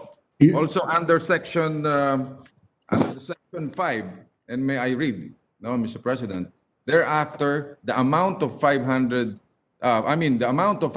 pesos per teacher per school year shall be included in the DepEd budget for the teaching supplies allowance under the General Appropriation Act, Mr. President. Mr. President, let us push the examples to some other plane. I want to be a populist, and say that I'm more concerned than the Senate President pro tempore. Instead of 10,000, I want to make the chalk allowance 50,000. And yet, the president only includes 5,000 in the budget. Is that a violation of the law? In fact, Senator Recto may want to increase this to 10,000 now because that is his bill. But if the president will submit only a budget of 5,000, is that a violation of the law? Oh, it's not a violation, Mr. President. Senator Recto? Thank you, Mr. President. Correct. With the permission of the President, there are many examples, Mr. President. Halimbawa, yung medical scholarship bill that we will pass or that we have passed in the Senate, that also requires an appropriation. If the President does not fund that, it is incumbent upon Congress to fund it. Yeah. Okay? So, since we passed it in the Senate, and chances are it will pass Congress, we will look out for it. Now, in this case, we are proposing 10,000. The committee report is proposing 5,000. Okay? More so today, during this pandemic, kailangan na mas malaking teachers supplies allowance. They will need extra money for internet. They will need extra money for their USB. They will need, this is not a chalk allowance, Mr. President. It started with the chalk allowance in the 90s. Today, it's a teaching supplies allowance. So to answer your question, it is really incumbent upon us. Now, there are many laws that Congress has passed. Many are also unfunded, sa totoo lang. Okay? Some are partially funded. But it really depends on us, Congress, when we appropriate. Magna Carta for health workers, for example, not all of that is funded, but probably 80 to 90% of it is funded today. Now, there is a proposal in front of us to increase the teacher supplies allowance. What number will be reasonable? What is a reasonable number for today? And I submit that I think what is reasonable is about 10,000. The committee report says otherwise. It is at 5,000. Today, the teachers receive 3,500, and they are complaining. The DepEd secretary agrees that it should be at least 10,000 pesos. I think malaki ang pwedeng pagkunan in the budget to appropriate for all of this, Mr. President. So that is my submission, Mr. President. There is no dispute, and I concur with the Senate President pro tempore. My point is we should not give them discretion as to how much it will be. Because we set the policy. Unfortunately, in this particular case, we cannot avoid the fact that the policy is being set because of the appropriations bill. In other words, this law that we are trying to pass is not complete in itself because it has to go through another process, and that is the passage of a general appropriations bill. If I am not mistaken, Mr. President, as mentioned by the sponsor earlier, there is a provision in the bill which mandates them to include it in the NEP. Correct. That is why if it's not included, is it a violation of the law? It is. Yes, I would submit it is. It is. And it's up now to correct it to ensure that it is funded in the GAA. The NEP is only the president's budget. That's correct. It's a wish list, and Congress disposes of the budget. So it is really up to us. It is our priority who funds it, Mr. President. What do we fund?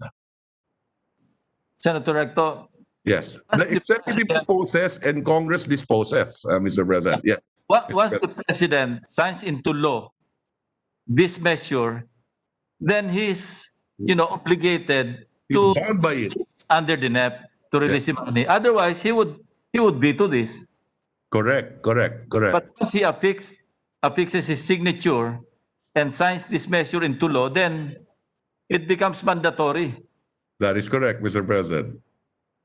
Legally speaking, yes. Legally speaking, correct. Okay, I'll reverse the situation, Mr. President. Suppose the president, okay, this bill says that, if I may read it, okay.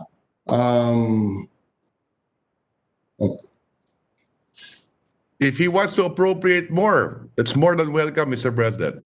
That's correct. Yeah. In other words, this bill says 5,000. If the president appropriates 10,000, We should welcome it. you know, is that consistent with the law? No, What yes, what we can see in the bill is at least 5,000, at least 10,000. Where is that? Now we can put that amendment, Mr. President. That's what I'm saying. Let me read to you Section 3. Teaching supplies allowance for the purchase of chalks, erasers, forms, and other classroom supplies and materials in the amount of 5,000 pesos per teacher is hereby authorized. So that if it is 10,000, does it mean it is not authorized? We can improve the language, Mr. President. I did not write the committee report. I am just basing my interpretation on the committee report, Mr. President. Mr. President, based on Section 6, periodic review for increases, the Secretary of Education is hereby mandated to conduct a periodic review of the teaching supplies allowance, taking into account the current prices of classroom supplies, and if warranted, recommend the necessary increase in the amount of the allowance, Mr. President. Okay, I think I have exhausted the legal issues involved here. My position is, unfortunately, this bill is not complete and could not be complete because the requirement of an appropriation cannot be avoided. That is our system. It must be appropriated so that the reality that the president will not include it in his national expenditure program is legally is a reality. Is legally possible. And unfortunately, I must say that even if we pass this law, this can become an unfunded law, and again, it will lead to frustration. And on the other hand, I'll take the opposite end. You know, if the president finds the 5,000 sufficient and makes it 10,000, consistent with the opinion of Senator Recto, the way it is worded now, hindi po pwede. You know, because it's only 5,000. Kung po pwede, if it can be done, even with the wording of the law, then that validates my theory that it is an appropriation measure. Yes, I do understand the point of the gentleman from Iloilo. Pwede pong mag-cause ng frustrations ito kung hindi talaga ma-implement natin. But that's why, you know, the rationale and main purpose of this bill is to institutionalize the giving of teaching supplies allowance or cash allowance to classroom teachers, which is intended to augment the expenses incurred or spent by teachers in actual performance of their teaching responsibilities, Mr. President. Mr. President, if I may. Senator Recto is recognized. Senator Recto is a co-sponsor now. Yes, yes, thank you very much. Yes, I did sponsor this, Mr. President, during the period of sponsorship. I did sponsor it as principal author, Mr. President. Yeah, Mr. President, let me manifest or put it on the record that this is not monthly, this is yearly. Yearly. Yearly to. Today, the 3.5 is yearly. That is only 16 pesos a day. Yearly. Today, there is already frustration among our teachers to begin with, Mr. President. And that's precisely we want to increase this to at least 10,000 a year. And the committee report is only 5,000 a year. It is better than the 3.5 today, Mr. President. Now, in the scheme of things, how much are we talking about here? At 5,000, the allocation only is 1.2 billion additional. A year ang kailangan, 1.2 billion. At 10,000, it's 5.92 billion. Now, in time, especially today, now that we have a pandemic, our teachers are now frontliners. They have to go to school weekly to meet the parents of the students, to meet with them, to give them the lesson plan, and the teachers, the students will go back to their, I mean, the parents will go back to their homes, assist their children to go online learning with the teachers. Now, there is no budget for the teachers. Kung ang sundalo, binibigyan natin ng bala pag nasa gera, ang teaching supplies allowance, yung bala ng mga guru natin. More so today during a pandemic, Mr. President. No? So, malaki ang gastos ng mga guru natin sa teaching supplies allowance. In fact, today, they get it from their own salaries. That is the reality on the ground. Binubunot nila yan sa sariling bulsa. Because like I said, the 3.5 is 16 pesos a day. Now, to get data for online learning, how much will they need daily? Minimum of 1,000 pesos a month. Ubus na in 3 months yung teaching supplies allowance nila. Not to mention all the other requirements that they need. And I mentioned that during the sponsorship speech. And at that time, wala pang pandemic. So more so today. So maybe when the budget was crafted, hindi pa nakikita all these issues, Mr. President. And I'm sure that once we go over the budget, we will make large, significant amendments. Halimbawa, yung syntax law. Every year since 2013, tinatanong ko lagi din yan, yung allocation sa PhilHealth. Similarly, as we noted during the DBCC, when they presented the budget, why are we spending too little on the health, on the pandemic? So I'm sure that at the appropriate time, many of us will make amendments. Now you have a new normal in education. In fact, we've not even opened our schools yet. We are under preparation. Yung modules lang, magkano na ang kakailanganin din dun. And I think we're opening on October 5, and that is World Teachers Day. The earliest we pass this bill, the better for our teachers, Mr. President. So that I submit, Mr. President. Thank you very much, Mr. President. Mr. President, thank you, Mr. President. But let me make myself very clear. I am not opposed to this measure.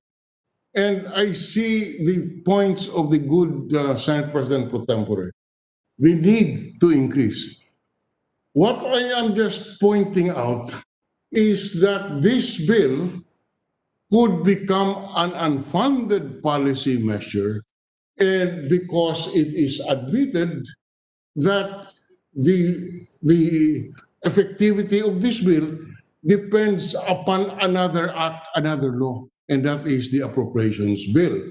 And that is why I'm putting this on record, that this is the difficulty of coming up with this measure, because we have to admit that if the General Appropriations Act will not provide for the budget, then this becomes an unfunded measure. It is. I have no question. I concur and associate myself with the views of the majority of the Senate President pro tempore. We need this. We need this. But my point is, we need it to include it for the president to include it in the national expenditure program. That's all we're saying. And if the president will not include it in the national expenditure program, my point is we will just frustrate our teachers. Before this can be, there can be a misinterpretation from the statements of the good gentleman from Batangas. I am not opposed to this bill. Yes, correct. The point well taken. I am just opposed to the method that we're adopting, because it can result in frustration if the president will not include this in the national budget, in the national expenditure program. Let me that I am not against this measure, the way it is being that the implication of the good senator from Batangas, from Batangas. I am not against this measure. Yes. We need this. What I'm just saying is, I am not convinced that this is the way to do it. Yes, point well taken, Mr. President. And be rest assured that we will include it at the appropriate time, your suggestions to mandate that this be included in the NEP, Mr. President. Thank you very much. Thank you. Senator Gordon is recognized with the permission of the three gentlemen. Thank you very much, Mr. President. I tend to agree with the point of Senate Minority Leader Frank Drilon, because I don't think there's such a thing as an unfunded measure in the first place, because you have to have an appropriation that has to be covered by a certification from the treasurer that there is money that is going to be used for the measure. Second, if it is going to be an appropriation measure, it must originate from the House, and I think we all know that. I'm not trying to put one over the other over other senators. I like it. In fact, I wanted to be co-author of it. But upon perusal, I think this is a bill that relies on an inchoate situation. In other words, in expectancy. In other words, kung hindi natin mapapasok yan sa NEP o hindi mapapasok sa GAA, talagang there might be rank demoralization again, pagtatawanan tayo ng ibang kwan. And I don't think that is the intention of the very erudite and very intelligent Senate President Pro Tempore. And I would like to join him in seeking for a way out of this because I've been proselytizing about this measure na bakit ang mga teachers pa magbabayad ng chalk, yung mga papers nila kuminsan, and I think it's really about time that we do this. My view is I think we should all really join hands in making sure that this is funded under the General Appropriations Bill, and later on the General Appropriations Act. That's just my 2 cents worth, sir. Thank you. Yes, that is correct. Mr. President, the 2 measures earlier that were sponsored, all of that will require appropriations, modernizing the Bureau of Fire, additional salaries. For example, we passed those laws and the President doesn't fund it. We're in the same situation. Then it is also illegal. Right? So most of the bills that we discuss in Congress require appropriations, Mr. President. And it's a matter of policy. We are we are in the opposition, Senator Recto, but Yes. we do not want the president to commit illegal acts on a daily basis. Maybe sometimes, but Precisely, and that's why in the scheme of things, we pass the law, the president can veto it if he wants. If he does not veto it, he is bound to implement it. And if he vetoes it, we have the power to override that veto. Right. Right? Then the president proposes the budget and we dispose of the budget. okay, He okay. executes the budget, Mr. President. I think we have debated on that. We have laid our views. Points well taken, Mr. President. Do not mistake my manifestations to say that to make it appear that the minority is against it. Of course not, Mr. President. I am sure that the minority is finding a way for us to be able to implement this as well, Mr. President. But let us not lose the fact that our teachers need this assistance today more so during the pandemic. And remember, we're talking about 3,500 pesos a year to increase that either to 5 or to 10,000. Ganun kaliit lang to, Mr. President. Yun lang ang hinihingi rin nila. Of course, naturally, they would want more, Yes. Mr. President. But remember, With that Yes. statement, Mr. President, would the sponsor accept an amendment which would increase the 20,000? It can be funded. Kung meron po tayong makukunan ng pondo, why not? It's not a question of mayroon tayong pagkukunan. It's a question of the need of our teachers. But we have to be realistic, Mr. Well, President. then let the president veto it if it is not if it cannot be funded under the General Appropriations Act. Well, in a way, Mr. President, kung ganun po ang ating thinking, parang sinasabi na natin kagad sa kanya, oh, sige, veto mo na ito. But in a way, ang ginagawa po natin, we're just Mr. asking for President. 1,500 pesos. I think You hindi po ganun kalaki, no? In fact, Mr. President, hindi na po Dapat ang resolution, Senate of the Congress. Yes, Mr. President. Actually, hindi na po natin naibigay yung more than 850 sa more than 850 na teachers. Yung hinihiling nila na 30,000 salary increase. Ito po bang 1,500 pesos ay ipagkakait pa natin sa kanila? Mr. President, that's my point. I am not opposed to 1,005. I am just saying that precisely the way we have crafted this measure can result in frustration. But having said that, Mr. President, how much will this cost, additional 1,005? Mr. President, it will cost us 4,384,490. 4,384,490,000. Just in round figures, yeah, can we have it in round figures, Mr. President? One additional of 1,005 will cost us on an annual basis how much? 4.3 billion. 4.3 billion. Just a correction, Mr. President. An additional 1.5 will cost us 1.5 billion more, roughly. Oh, 1.5 billion more. So which is it? Because the budget today is 3 billion already. Eh. Meron na budget. 1.5 additional will be roughly about 1.5 billion. Yeah, does the sponsor accept that? Does the principal sponsor accept that? That the additional amount is 1.5 billion a year? okay, I will accept that, Mr. President. No. The incremental increase. That's the incremental increase. Yes. If we increase it to 3,000 as an incremental increase, the additional budget is 3 billion. Yeah. Is that correct? Correct. If we increase it by another 1,500, the total budget requirement is 4,500 billion. Is that Correct. Correct. now? If we increase it by another 1,500, that will bring up to 6 billion. Is that Correct. More or less. That is correct.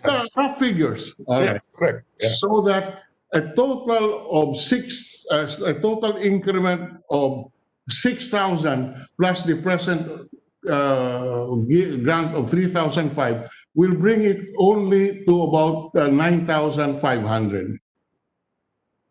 9.5 billion. Yes, or Yes. 6 billion. Is that correct?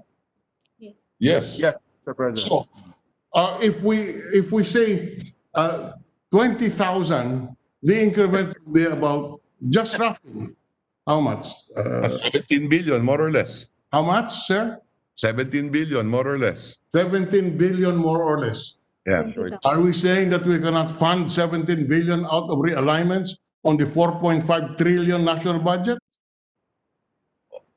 It all depends on what we think is a priority, Mr. President. Our confidential and tawag nito, ano ba yung isang Intelligence.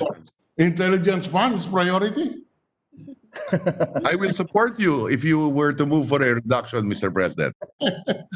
What just so you know Mr. President. because Ang panahon po natin ngayon, oh, yes, I agree with you, Mr. President. Ano? If we can raise it as much as pwede pa 50,000 or pero ang tanong po natin ngayon, ano po ba ang priority na ating gobyerno? Our priority, Mr. President, is to increase the talk allowance of our teachers. That is our priority. Right now. Yes. Teacher supplies. Teacher supply. Usually, it's commonly known as chalk allowance. Correct. Now, that is our priority. And it's if we're saying it should be increased to 20,000, certainly the increase can be sourced by realigning funds which are not as important as the chalk allowance of our teachers. Would you agree, Mr. Sponsor? We will submit, Mr. President. So will you, so what does that mean, sir? Well, so what is the pleasure of the gentleman from Iloilo, Mr. President? Saan po ba tayo tutungo nito? Do you want to increase yung ating 5,000? You want to make it 20,000 or 30,000 or 50,000, Mr. President? Mr. President, you know, the good gentleman from Cavite is the sponsor, and we are testing what the gentleman is recommending to the chamber That's right.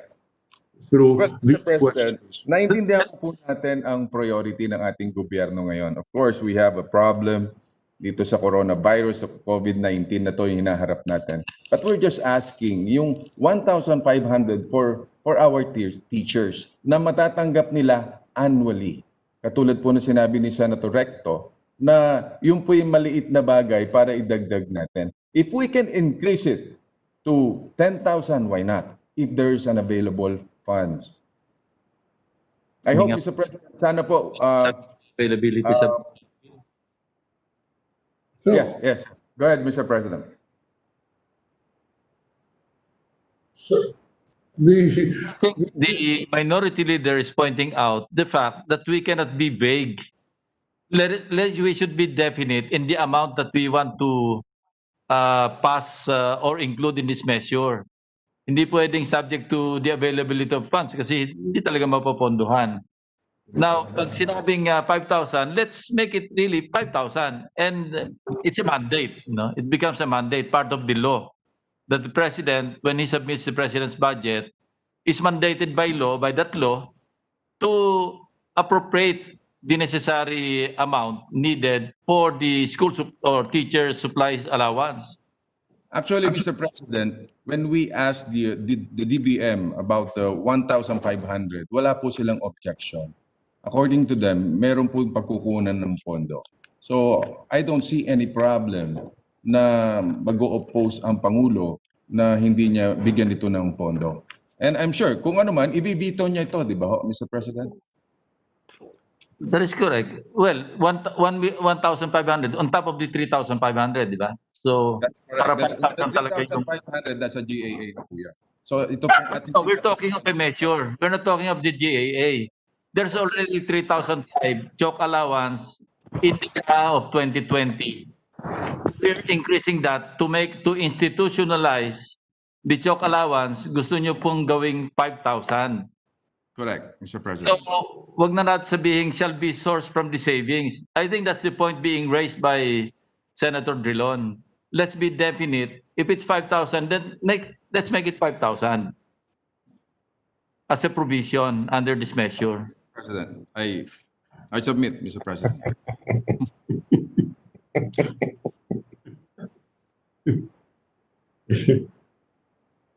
Well, you know, this is just, don't take this seriously. Senator Drilon belongs to the opposition. He wants to pass a measure, at least in the Senate, to make it 20,000. So when the president vetoes it, the president will look very, very bad. Just a joke. Yeah, it must be a joke because that is not our intention, Mr. President. In fact, Senator Recto is in his bill says it should be 10,000, and that's the Senate President pro tempore. It is not our intention to make the president look bad. We're just saying that precisely this measure will cause frustration to our teachers if the president cannot deliver what we ask him to deliver in this law because the appropriation is not there. It is not our intention, Mr. President. Even in a joke, I do not feel comfortable with that joke, Mr. President, because it casts aspersions and ill motive on our effort to clarify certain matters in this measure. Mr. President, yeah, Mr. President, may I make a suggestion that maybe we can suspend for the meantime consideration of the measure until we can seek guidance from the chairman of the Committee on Appropriations or Finance rather of the Senate and make get it from the chairman himself if we can really fund this measure or not. I also, I would, as all of us want to give an additional allowance to the teachers. They deserve the increase in their salaries and additional allowances. However, we just want to make sure that it's, as mentioned earlier, as an unfunded measure. We have so many of that unfunded measures languishing now in the legislative mill, as well as those languishing in the archives, because sabi nga ni Senator Lito Lapid, yung bill nga niya 10 years ago pa natin na ipasa, never na implement ni minsan. Can you imagine that? So we don't want this to fall to that type of trap. Maybe we can consult our colleagues through a caucus, as well as what's important is the chairman of the Committee on Finance, and discuss within the possibility of adding this budget, a budget for this before we actually act upon it. And baka mapahiya lang po tayo, Mr. President. With due respect to the good gentleman from Cavite, again, for the record, we fully support this. Any measure that will be able to increase the allowances and salaries of the teachers, we are 100% with you.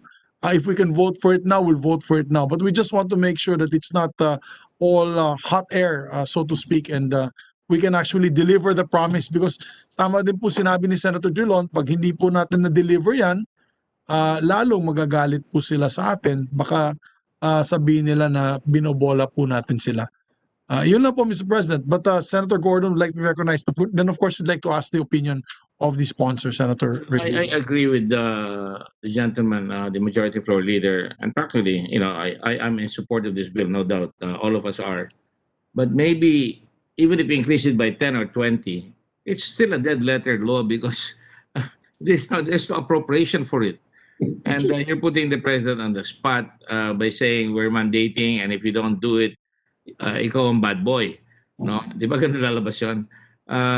Even if I think it is ab initio ineffective because there is no appropriation nga. It is a wish that we would like to do. So maybe we could do a resolution that it is the desire of the Senate that this is an important matter that perhaps should be taken up by the president as a suggestion, although it's a very limp way of doing it. Like I say, it's wimpish and limp. The other concern, I don't know if you guys would agree, gentlemen would agree, is aren't we in effect by doing this saying we want you to increase the budget? Congress can reduce the appropriations, but it cannot increase it. It can realign, but it cannot increase it. In effect, you might be saying we're increasing the budget in a very roundabout way. This is just my 2 cents worth, Mr. President. Okay, for the information of the body, Senator Angara is also an author of this measure. So maybe we can, maybe he's present right now. Maybe Senator Angara. The chairman of the Appropriations is also an author of this measure, Mr. President.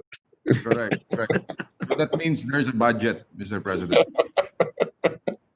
Wala po tayong dapat pag-awayan dito. Ito po'y para sa... Wala tayong dapat pagtalunan dito. Pagtulong-tulong na lang po natin, pagtulungan natin na makatulong tayo sa mga guro. Kaya nga po nagtulong-tulungan tayo para mabuo itong ating pangako na bibigyan ng dagdag.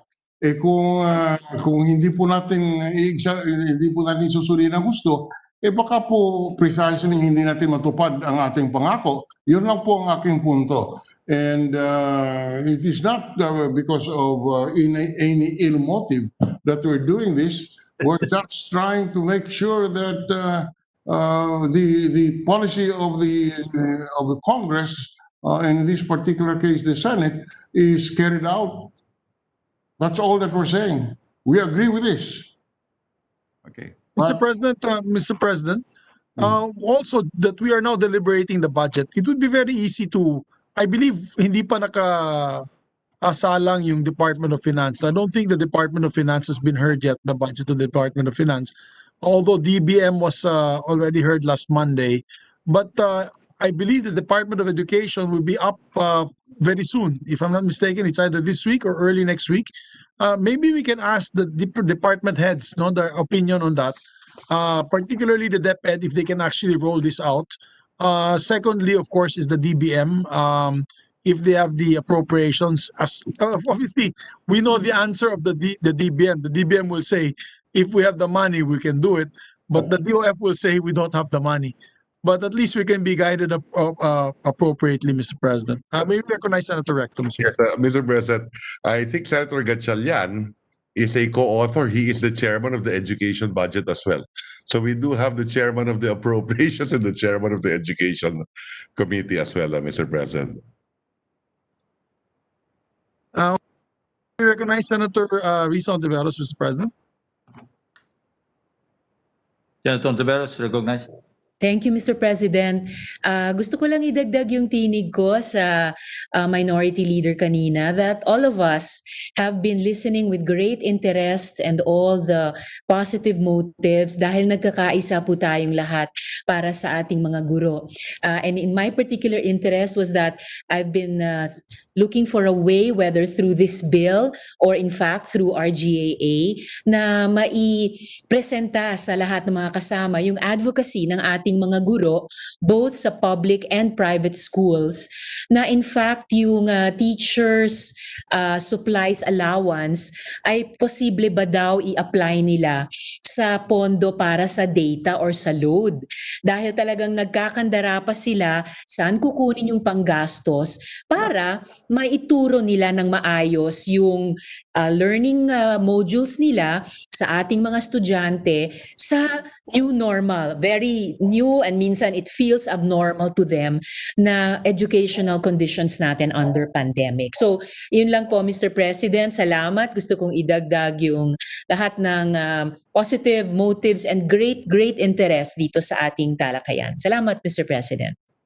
In fact, Mr. President, we'll go that in response to that statement of Senator Hontiveros, Section 2020 General Appropriations Act provides cash allowance to teachers. The amount appropriated for cash allowance to teachers shall be used for the payment of 3,500 per classroom teacher for every school year for the purchase of chalks, erasers, forms, portfolio preparation, and other classroom supplies and materials. In fact, this also is a limitation which we should amend in order to confront or to face the reality that we are differently situated today with the distance learning program that we have to adopt in view of the pandemic. The point of Senator Hontiveros is very well taken. That is the other issue that we must confront and amend at the appropriate time, Mr. President. Yes, that's correct, Mr. President. The cash allowance shall cover the expenses of teachers for the purchase of teaching supplies, materials, tangible or intangible, for the implementation or conduct of various modes of learning delivery. Nasaan po ni Senator Ontiveros, we will also include that in this bill. Okay, as an amendment. Salamat, Mr. President. Yes. Actually, Mr. President, with the permission of the sponsor and the interpolator, we have Senator Angara online. Maybe he can comment. But before we recognize Senator Angara, I had the talk with my father, who happens to be the provincial governor of Bukidnon. Apparently, all the DepEd district supervisors and heads went to see him last week because the opening of classes is very soon, first week of October, and apparently they're running out of bond paper because the modules apparently are all bond paper. They have to print it, they give it to the children bring back the bond paper answered. Sort of that type of scenario. It's not like the online that we see with higher level educational centers, or I guess the richer schools, the private schools.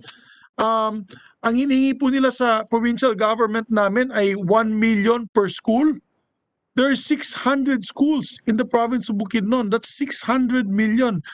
the governor was wondering where will he get 600 million and how will he be able to fund that 600 million to fund that. So yun lang mismo for the opening of this very new setup, which is the module hybrid setup of a DepEd. Wala nang pera. So, and that is only for one province. Kaya I think budget really is a problem now. And it's not just a matter of budget that we want to give individually to the teachers, but it's also budget that they need, as you said, paper, chalk, and all for the new normal, which is the hybrid system that they're setting up for the non-face-to-face classes. Kaya mabigat. At nag-surrender din po yung tatay ko, hindi po nila kaya sa probinsya yung ganung kalaking halaga. And so that's another problem. I don't know. They discussed that yesterday or today with the committee of Senator Gatchalian. I was unfortunately, because of the CA, we were not able to attend that particular hearing. But maybe we can recognize Senator Angara, Mr. President, about the issue on budgeting on this Senator measure. Angara is recognized. Thank you, Mr. President, Majority Leader. I heard my name being called. Yes, I confirm I'm an author of the measure, Mr. President, and I think all of us want to support this measure. Really, it's very well intentioned. I think the DepEd budget is on Monday, Mr. President. So I think that's what Senator Pia is the vice chair in charge of the DepEd budget. So Monday yung hearing. Maybe we can raise it there if it can be raised. No, but it's quite a big. It's quite a hefty. If we're talking about 5,000 per, is it 5,000 or 10,000? Yeah, if it's 5,000 per. 5,000, Mr. President. If it's 5,000 on top of what's already in the budget, that's another 25 billion, I think. No, so at least 1,500. 1.5 lang. In addition, not on top. 235. No. 1,000. Yeah, because there's already 3.5 in the budget now. There's already 3,500 per teacher Plus, in the plus 1.5. yeah, that's the chalk allowance I adverted to Total of 5,000. earlier. Yeah, so and just to let you know also, there's a lot of unfunded mandates under the Magna Carta for public school teachers, which is a bill many decades old already. And just to indicate that there are so many, tama si Majority Leader, there are so many unfunded mandates abounding. No, so that's something for us as a body to decide on. Do we want to add to the unfunded mandates? Of course, in principle, I don't think anyone will object to this bill because it has really a good intention. But tama rin si Minority Leader, are we going to unreasonably raise the expectation? It's something we have to decide on. It's a very difficult decision for us. It's one of those things that do we raise expectations or do we try to really raise this money? I doubt we'll be able to do it this year because of the how large it is. No, but you never know. You never know because really we only know how much fiscal space we have towards the end of the discussions. No, it's too early. We only started the committee hearings. I think we've only heard about 7 agencies, so it's still quite early. And yung sinabi about medical scholarships rin, dear colleagues, tama rin yun. We've been funding that for, hindi pa pasado yung batas, but we've already been funding that actually for I think 3 or 4 budgets now, in fact. And unfortunately, it's always a congressional insertion. In fact, it's a Senate insertion. It's always the Senate who funds the medical scholarships. No, I think, and again, it's not in the 2021 budget. So again, we'll have to, and there are already people who are already enrolled. So in fact, we have to. It's one of those things that we have to kind of always see to it that it's in the budget. But now that it's a law, it's put on firmer footing, no? So but that's the opposite naman. Hindi pa natin napapasa yung batas, nandoon na sa budget. Ito, kahit ipasa natin yung batas, hindi tayo sigurado kung may popondo siya. So it's something we have to decide on as a body, Mr. President.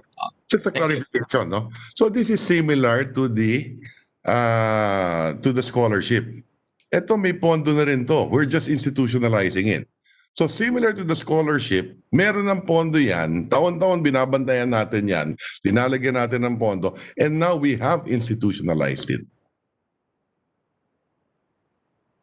Pero yung I just wanted to say that in the case of the medical scholarships, nauna yung pondo kaysa sa batas, no? Yeah. Let me again make myself clear, Mr. President. Similarly, this teachers allowance, wala pang batas, may pondo na rin to. 3.5. If we pass a law institutionalizing it, Yeah. we will increase it. Yeah, we need to fund the difference. We need to fund the difference. Correct. Yeah. Same thing with the medical scholarship. We will have to fund the difference because we're targeting more scholars, Mr. President. In fact, under what we pass, we're going to be creating 10 new schools, Mr. President, for the next 5 years. Right. Thank you, Mr. President. Now, and finally, to me, I think the most important today is to be able to fund, number one, healthcare, number two, education, number three, agriculture, and build roads and infrastructure, including our internet capacity, Mr. President.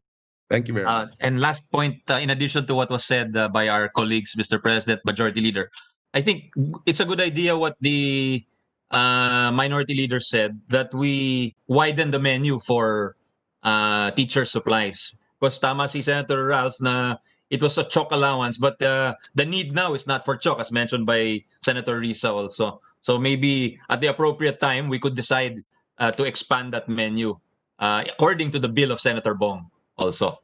So yun lang, Mr. President. But maybe we can have a caucus or something and talk about it. Oh.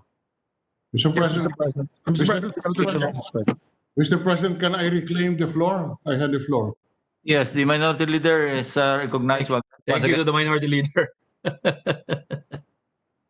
The debate, Mr. President, has brought out an issue which I have no answer to. How much will this bill cost?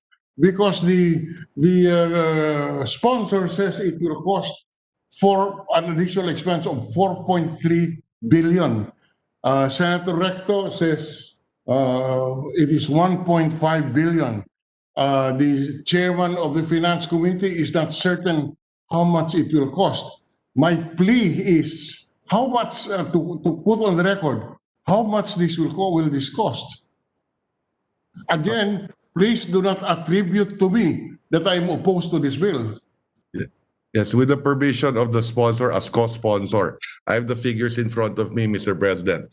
In 2019, our budget at 3,500 was 2.93 billion.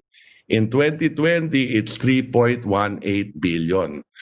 So 1.5 lang ang idadagdag, more or less, plus 1.5 billion, less than that, Mr. President. Mga 1.2, 1.3 billion lang for 1,500.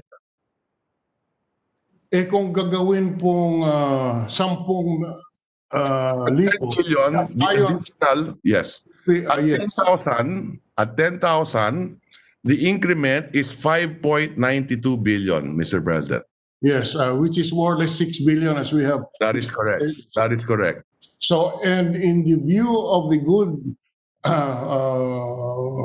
Senate President pro tempore, it's just round figures, 6 Yes. billion for a 10,000 total allowance for the teachers per year. That is correct, Mr. President. That is And correct. therefore, we should, at the appropriate time, we can amend this to make it 10,000.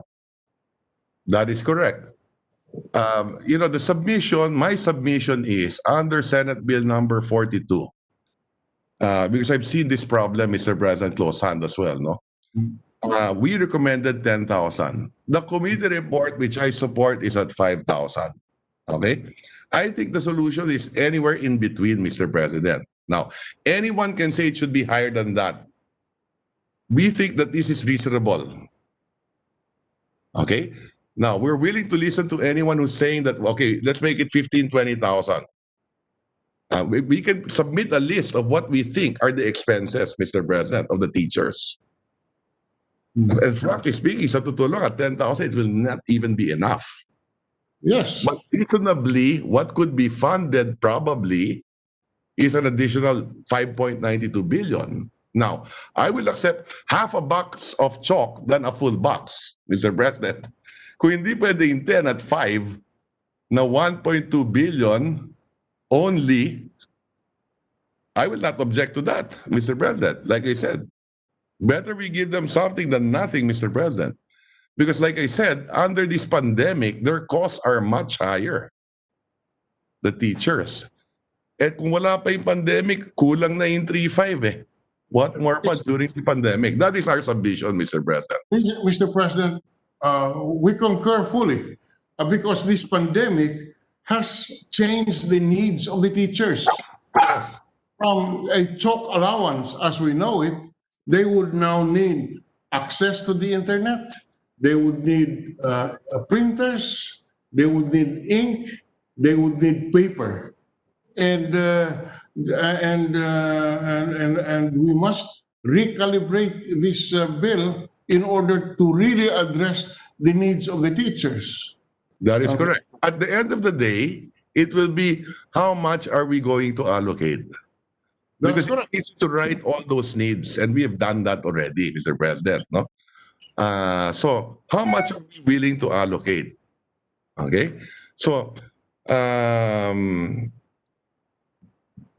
that was a submission, incidentally. By the way, Senate Pro Temp, this is on a per capita basis, I understand. So it depends, or it is contingent on the number of public school teachers, di ba? That is correct. Increase the number of teachers, the amount will also increase. That is That's correct, Mr. President. Right now, ang ating pong teachers is 876,898. In fact, Mr. President, 50% of our government workers are public school teachers. So kaya yung 1.5 po kaya medyo malaki-laki din yung kakailanganin. Mr. President, to me, no, as I said in my sponsorship speech, malaki ang social return nito at malaki ang economic return nito. They are half our workforce. They are responsible for what our children learn. Yung teacher supplies allowance nila today is at 3,500 for a year. That's 16 pesos a day, Mr. President. Sa load pa lang, kulang na yun. That's correct, Mr. President. Parang additional ayuda to the teachers itong gagawin natin, Mr. And this is not salary, ah. This is not a salary. This is their MOE, in effect. Additional na panggastos lang to teach our children, Mr. President. 22 million of them. How is this being disbursed? Part ng ATM ng teachers? Individually? Or it is kept in the central office as MOE? No, it is dispersed to the individual teachers themselves. Individual teachers, okay. So walang admin cost din to, incidentally. Okay, there's no administrative cost here na dagdag. So whatever we increase goes directly to the teacher, Mr. President. And no need to liquidate, Mr. President. Base po dito sa ating panukalang batas. Sponsor mo pa rin yung energy. Ito diba? Okay. Do I have the floor again, Mr. President? Mr. Majority Leader. Yes, Mr. President. Senator Drilon is asking for the floor, Mr. President. Anyway, What Mr. happened? President, I Yes. think we got lost. The connections in the plenary got lost. Dave? What? Naka-mute tayo. Dave. Okay. Mr. President, can we give back the floor to Senator Drilon, please? Mr. President. Yes, Senator Drilon. Yes, the measure would charge the balance of 1,005 to the savings of the DepEd. Are there savings to be able to absorb this additional 1,005 per year? Yun ang mali. Mali ko sa ito. Dapat appropriated. Maybe, Mr. President, maybe that question can be asked by the good sponsor. To the chairman of the Finance Committee, Mr. President. Maybe Mr. President, the chairman of the Finance Committee is not the sponsor. I'm asking you, the sponsor proposes that it be charged to the savings. That's Yes, why we I'm charge asking it to savings, Mr. whether President. there are savings Yeah. to, If I may be recognized to assist our sponsor here, no, as co-sponsor as well, no, my understanding of that provision in the committee report is that, for example, for this year, if there's any savings, you can give the 1.5, the additional. Assuming we pass it at 5,000, binigay 3.5 ang budget nila this year. So may 1.5 pa. If there's any savings for this year, may 1.5 you can give. You're allowed by law. You're telling the DepEd department, you're allowed by law to give it to the teachers. Okay? Then next year, it should be included in the NEP. That's the provision of the committee report, Mr. President, if I'm not President, if I may, on the first, the bill says on the first year of effectivity, if we pass it this year, it will be this year, the additional 1,005 will be charged against the savings of the DepEd. That is correct. If we pass it this year, correct. I think it is a legitimate question to find out whether there are savings to respond to this additional 1,005, because I go back to what we commonly experience to be a frustration on the part of the teachers if in fact there are no savings. Yeah, so it is a legitimate question to ask whether there are savings. It is a legitimate question, Mr. President. Maybe the sponsor will know if there is savings with the DepEd. No, According we cannot, to DepEd, cannot determine yet if there are savings because mga October, November pa yung malalaman. yes, Mr. Can President. it be answered now if there will be savings? According to DepEd, Mr. President, yes, it can be charged against savings. Yes. Mr. President, once again, Mr. President, From unfilled positions.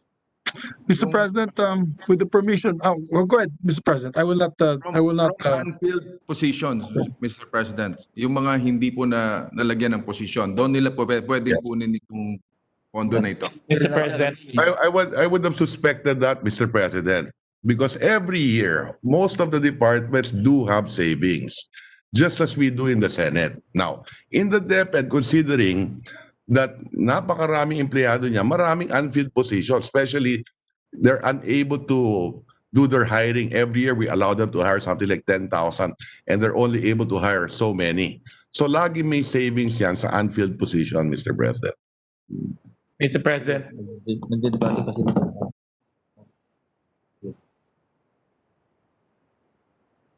Mr. President, I believe Senator Sherwin Gatchalian would like to be recognized, Mr. President.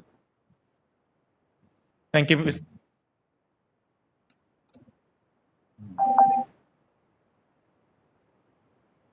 Senator Gatchalian is recognized. Thank you, Mr. President. And first of all, I would like to apologize to the body. My staff mentioned earlier about the confusion on the bill that I submitted on the same matter, Mr. President. And I admit I was late. I was actually expecting that the bill will be sponsored on a later time, so I filed the bill on that same time that the sponsor sponsored the bill. Nevertheless, I'd like to thank the good majority floor for making me a co-author. Just on the topic, Mr. President, on the needs of our teachers, and I do subscribe to the comment of the good minority floor that the needs of our teachers have greatly changed, under the pandemic. Earlier, we had a 5-hour hearing on the updates of DepEd, and we invited the teachers group, TDC, the Teachers Dignity Coalition, who I regularly interact with.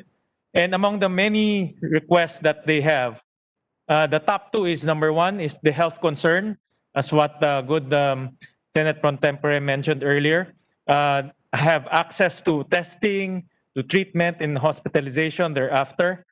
And then number two is the support for internet connection, and not only for telephone loads, Mr. President, because apparently the 3,500 were already channeled to buy loads because they had to check on their students on a regular basis. But on top of that, they now have to buy data plans. And the estimate more or less, Mr. President, I was conferring with some teachers, the estimate more or less for loads and data plan will cost no less than 5,000 pesos a month, Mr. President. And the teachers really paying all of this right now, first from the chalk allowance being given to them, then after they use their own funds, their own savings to pay for the data load or the data plan that they have to subscribe to. Because as we all know, the webinars, the seminars that they have to attend to, the different Zoom meetings that they have to attend to with DepEd, incurred them a lot of expenses on data subscriptions, Mr. President. So this proposal, Mr. President, is quite timely. No, nevertheless, I do subscribe that it should be expanded to accommodate data plan, data subscription, and other technological subscriptions. But it's a very timely measure, Mr. President, because it will boost the morale of our teachers, especially right now under the pandemic. There are a lot of uncertainties, no?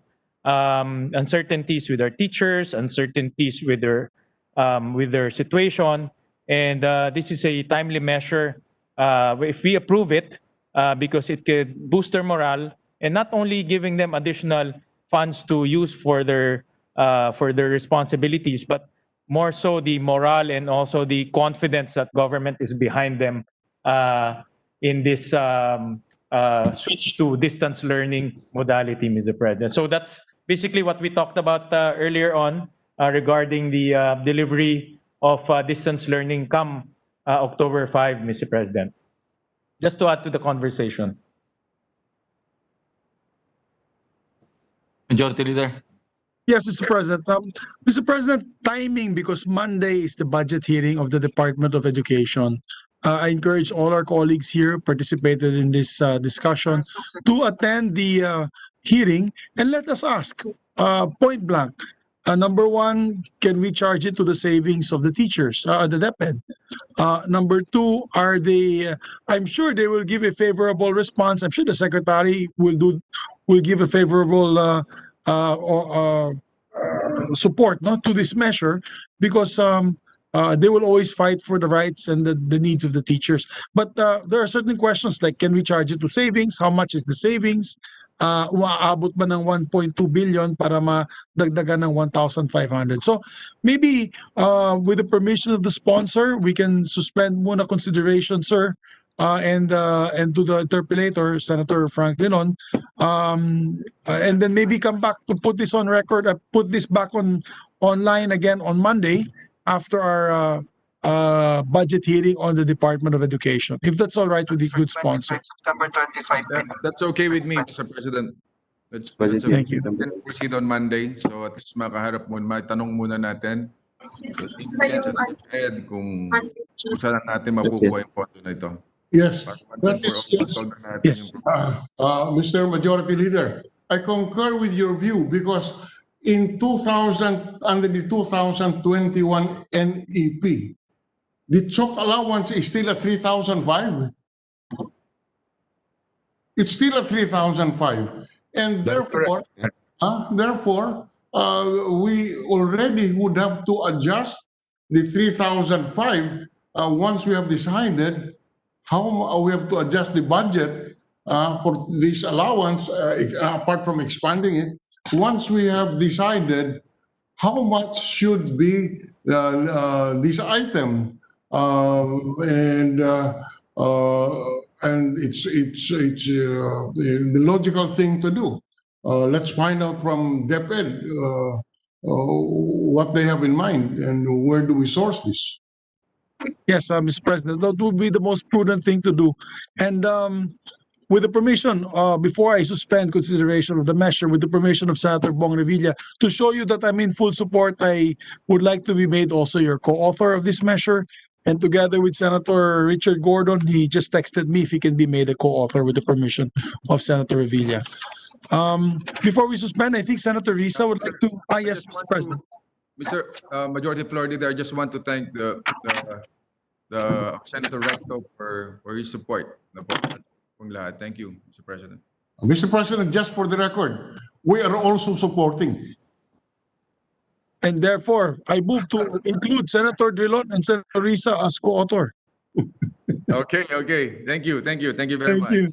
So yeah, we're in full support. If we can find the budget, I think 1.2B, if it can be carved out, then why not? This is a time of pandemic. If we can only fund it for 2021, then so be it. Because it's still pandemic season at by that time, hindi pa mawawala itong coronavirus. The teachers need our support. So Mr. President, just to close, Senator Gatchalian is recognized. Mr. President, I tend to look at next year. I believe that the executive department said that their forecast to receive some form of vaccine is middle of next year. So in effect, Mr. President, travel will be limited, lakbay arals will be limited, probably some activities in the school will be limited. So this is an additional source of funding to fund that 1.2 billion. As we all know, traveling expenses and lakbay arals run into billions, Mr. President, even under the Department of Education. So just probably a lead on where to source that 1.2 billion, and I think that's a possible source to improve and to boost the morale of our teachers, Mr. President. excellent idea, Mr. Mr. Clear, President. last point, Mr. President. Senator Angara, Mr. President. Thank you.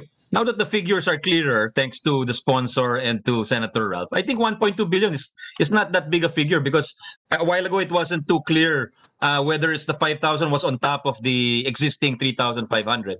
But now that it's clear that it's a top up, in effect, no? It's a top up. The 1.2 billion seems to be doable, and so at least we don't know right now where to source it, but we can already commit to that we will try to find that money. I thought it was a much bigger figure, something like in the realm of 25 billion. If you're talking about another 5,000, or something in the realm of 50 billion if you're talking about another 10,000 on top of the existing. But thanks to our Senate President Pro Tem who clarified these things, I think that's a very doable figure. I just want to put that on record, Mr. President. Yeah, Mr. President, the figure would depend upon how much finally we can agree, or we could have a consensus on the amount, because at an additional 5,000 as or a minimum of 10,000 as proposed by the Senate President Pro Tempore, it's, I think, about at least 6 billion. 6 billion. 5.92, yes. 6 billion, round of figures. So that is why that's why we ask what is the real figure. It would depend really on how much we will how much consensus, how much we will agree as a body to the addition. That's correct, Mr. President. The minority leader is correct. But my point was just that if it's a top up of 1,500 and the figure is 1.2 billion, that seems to be in the realm of reality. That's all I wanted to say, Mr. President. Yes, yeah, but in any case, so in other words, it could be anywhere. My point is, it could be anywhere from 1.5 to 6 billion, because the proposal is anywhere from an additional 1,005 to an additional of about 6,000. So that's where we're going to. Yes. Furthermore, I just wanted to manifest finally on this issue, no, that the 3.5 even today is even taxable. Under my proposal, it should not be taxable, Mr. President. Yeah. I just want to put that on the record as well. So Yeah. whatever increase we give, Kasi sabihin na natin non-taxable, Mr. President. That will be an amendment at the appropriate time. Thank you. Thank you, Mr. President. So with that, Mr. President, yes, may we recognize, sorry, my apologies. May we recognize Senator Pia Cayetano? Thank you, Mr. Chair. Correction, no, I made a mistake in my posting in our group with the senators, majority senators, that on Monday is the hearing for DepEd's budget. It's actually CHED. Sorry about that. It's Friday. This next Friday, not this coming Friday. Next Friday, ang DepEd. So, but I do agree that, and I invite all of you to come. Let's hear from them. Just something to consider, and I'll be happy to give you an advance copy if anyone wishes.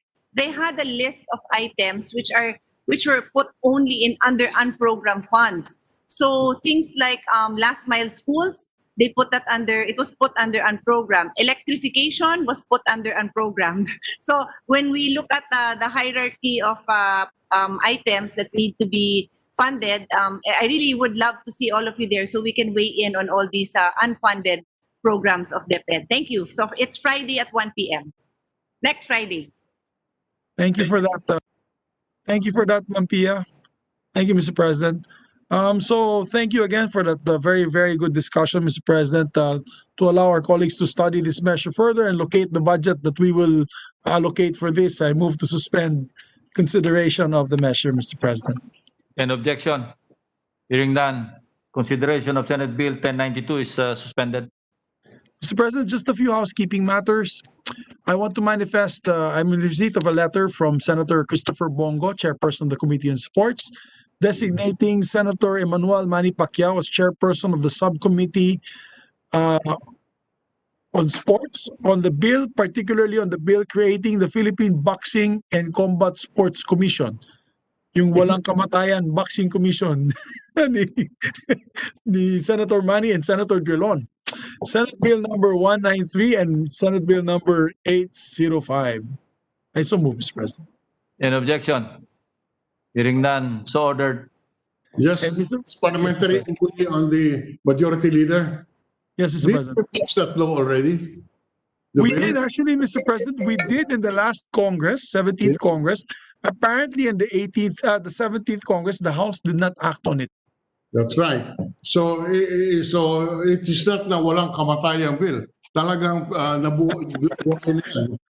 Yes, natapos tayo dito, hindi natapos sa House. I think hindi yan ang ibig ko po sabihin. So we can again put it on the agenda, and the same bill we will support it. Thank you very much, Mr. President. I'm sure it will probably be the exact same bill that we had passed in the previous Congress, which was deliberated and fully supported and amended by our dear Minority Floor Leader. Kaya magandang version na po ito. So, Mr. President, yes, President, may recognize Senator Recto. Yeah, parliamentary inquiry.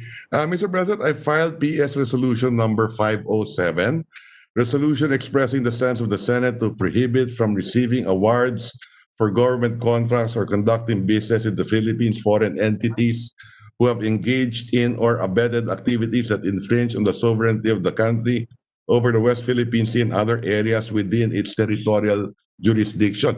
May I know where this resolution was referred to? Mr. President, initially it was referred to the Committee on Rules, but I'm more than willing. I discussed this yesterday with Senator Recto. Thank you for reminding me, Senator Recto. Mr. President, I completely forgot with our discussion on the chalk. Maybe we could do the Teacher's allowance. Teacher's allowance. Teacher's allowance, yes. Supplies allowance. Teacher's allowance, chalk allowance.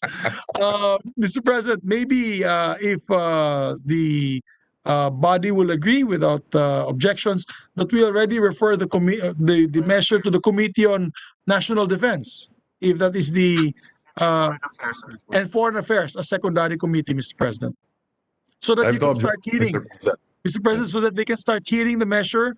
I'm completely sympathetic with the resolutions filed by Senator Ralph Recto. I so move, Mr. President. Is there an objection? Hearing none, the motion is approved. Yes, Senator Gordon. Senator Gordon is recognized. You're on mute. Thank you. Sorry.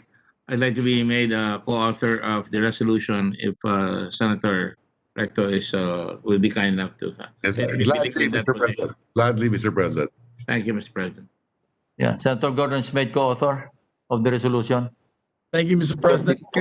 Kayo din po, Mr. President, magpe-preside dyan sa hearing na yan.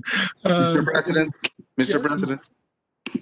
May we recognize Senator Kiko Pangilinan, Mr. President? Yes, if the good Speaker, Senate President Pro Tempore would be amenable, if we could likewise be co-author of his resolution.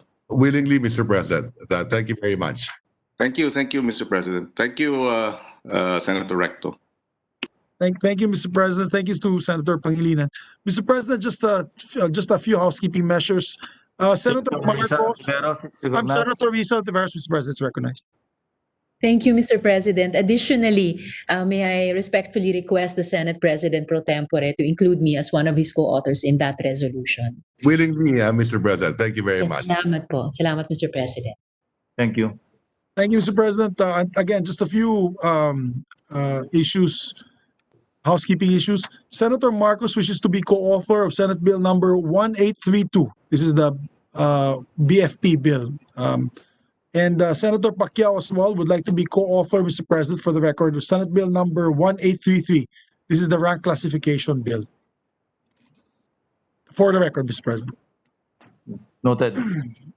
With that, Mr. President, I move that we adjourn session until 3 o'clock in the afternoon, Monday, September 21, 2020. Happy weekend, everyone. Is there any Stay safe. objection?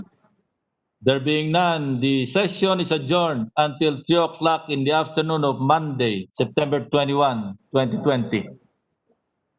Stay safe and healthy, everyone.